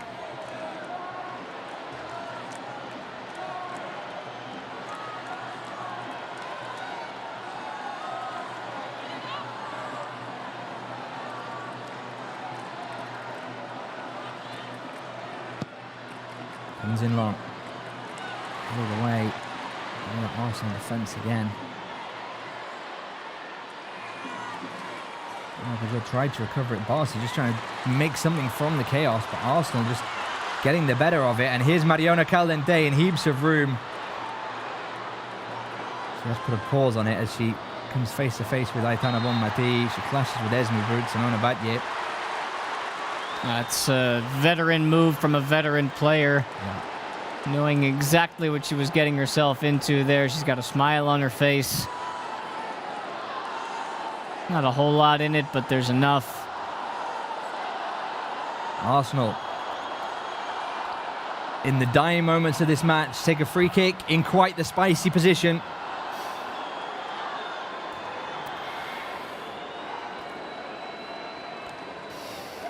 Mariona Caldente, the former Barca player, may be the one that condemns this match. She plays it out to Beth Mead. Beth Mead runs it down away from Aitana Bonmatí. Esme Brutes gets into the mix as well to not concede the corner kick. It will go out for a goal kick as we head into the final 60 seconds or so of this match. Barca need to throw absolutely everything at this now. Here goes Caroline Graham Hansen on her own, beats 2. Just turned over by the Arsenal defence once more. The ball goes out to Irene Paredes, and with respect to Arsenal, they went 1 goal up and they've not sat back on it. They've maintained their play, maintained their rhythm, and just caused absolute misery for Barca with their defence. Katie McCabe goes down after the clash there, and the Arsenal bench is already celebrating, and this has been a real coup by the English side.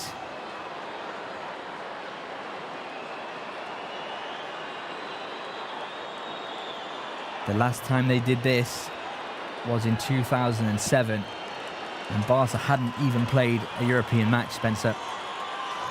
And now, on Barca's 100th European competition, Arsenal have really put a stick in the spokes. And that's full time. No. Oh, They've no. got one more shot at this. The referee whistled for a foul. Barca have to get the ball forward. They got to do it right now. Esme Brutes. It's got to go forward. Cannot go backward. Get it in the box. Paduelo. Nope. And that's it. That's full time. And Arsenal have done the unthinkable.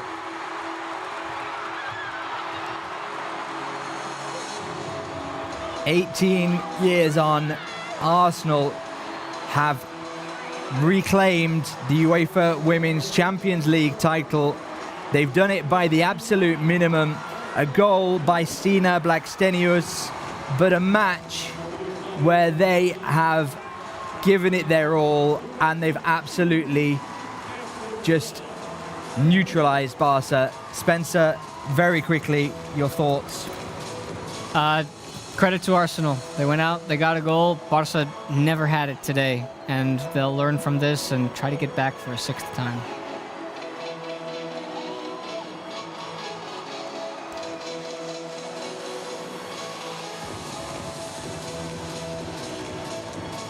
Well, there we have it. It was a 74th minute goal after an absolute war of attrition here in Lisbon.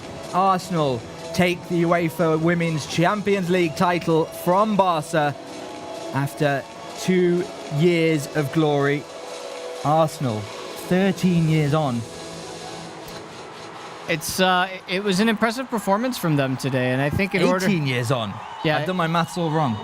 Well, in order to beat Barca today, they had to be extremely disciplined, and they never lost their concentration. In fact, I thought towards the end of the game, Barca were the team that got a little bit frustrated. They let some of the fouls and 50-50 balls get to them. They were not as clinical as we're used to seeing, and that's why this game ended the way it did. Arsenal got their goal. A rocky start to the season for the Gunners left their coach unable to continue in October.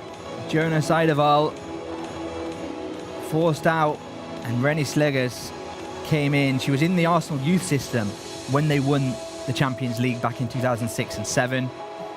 She's now taken the Gunners to European glory, toppling the champions of Europe, Barca, who are once again runners-up for the first time in 3 years.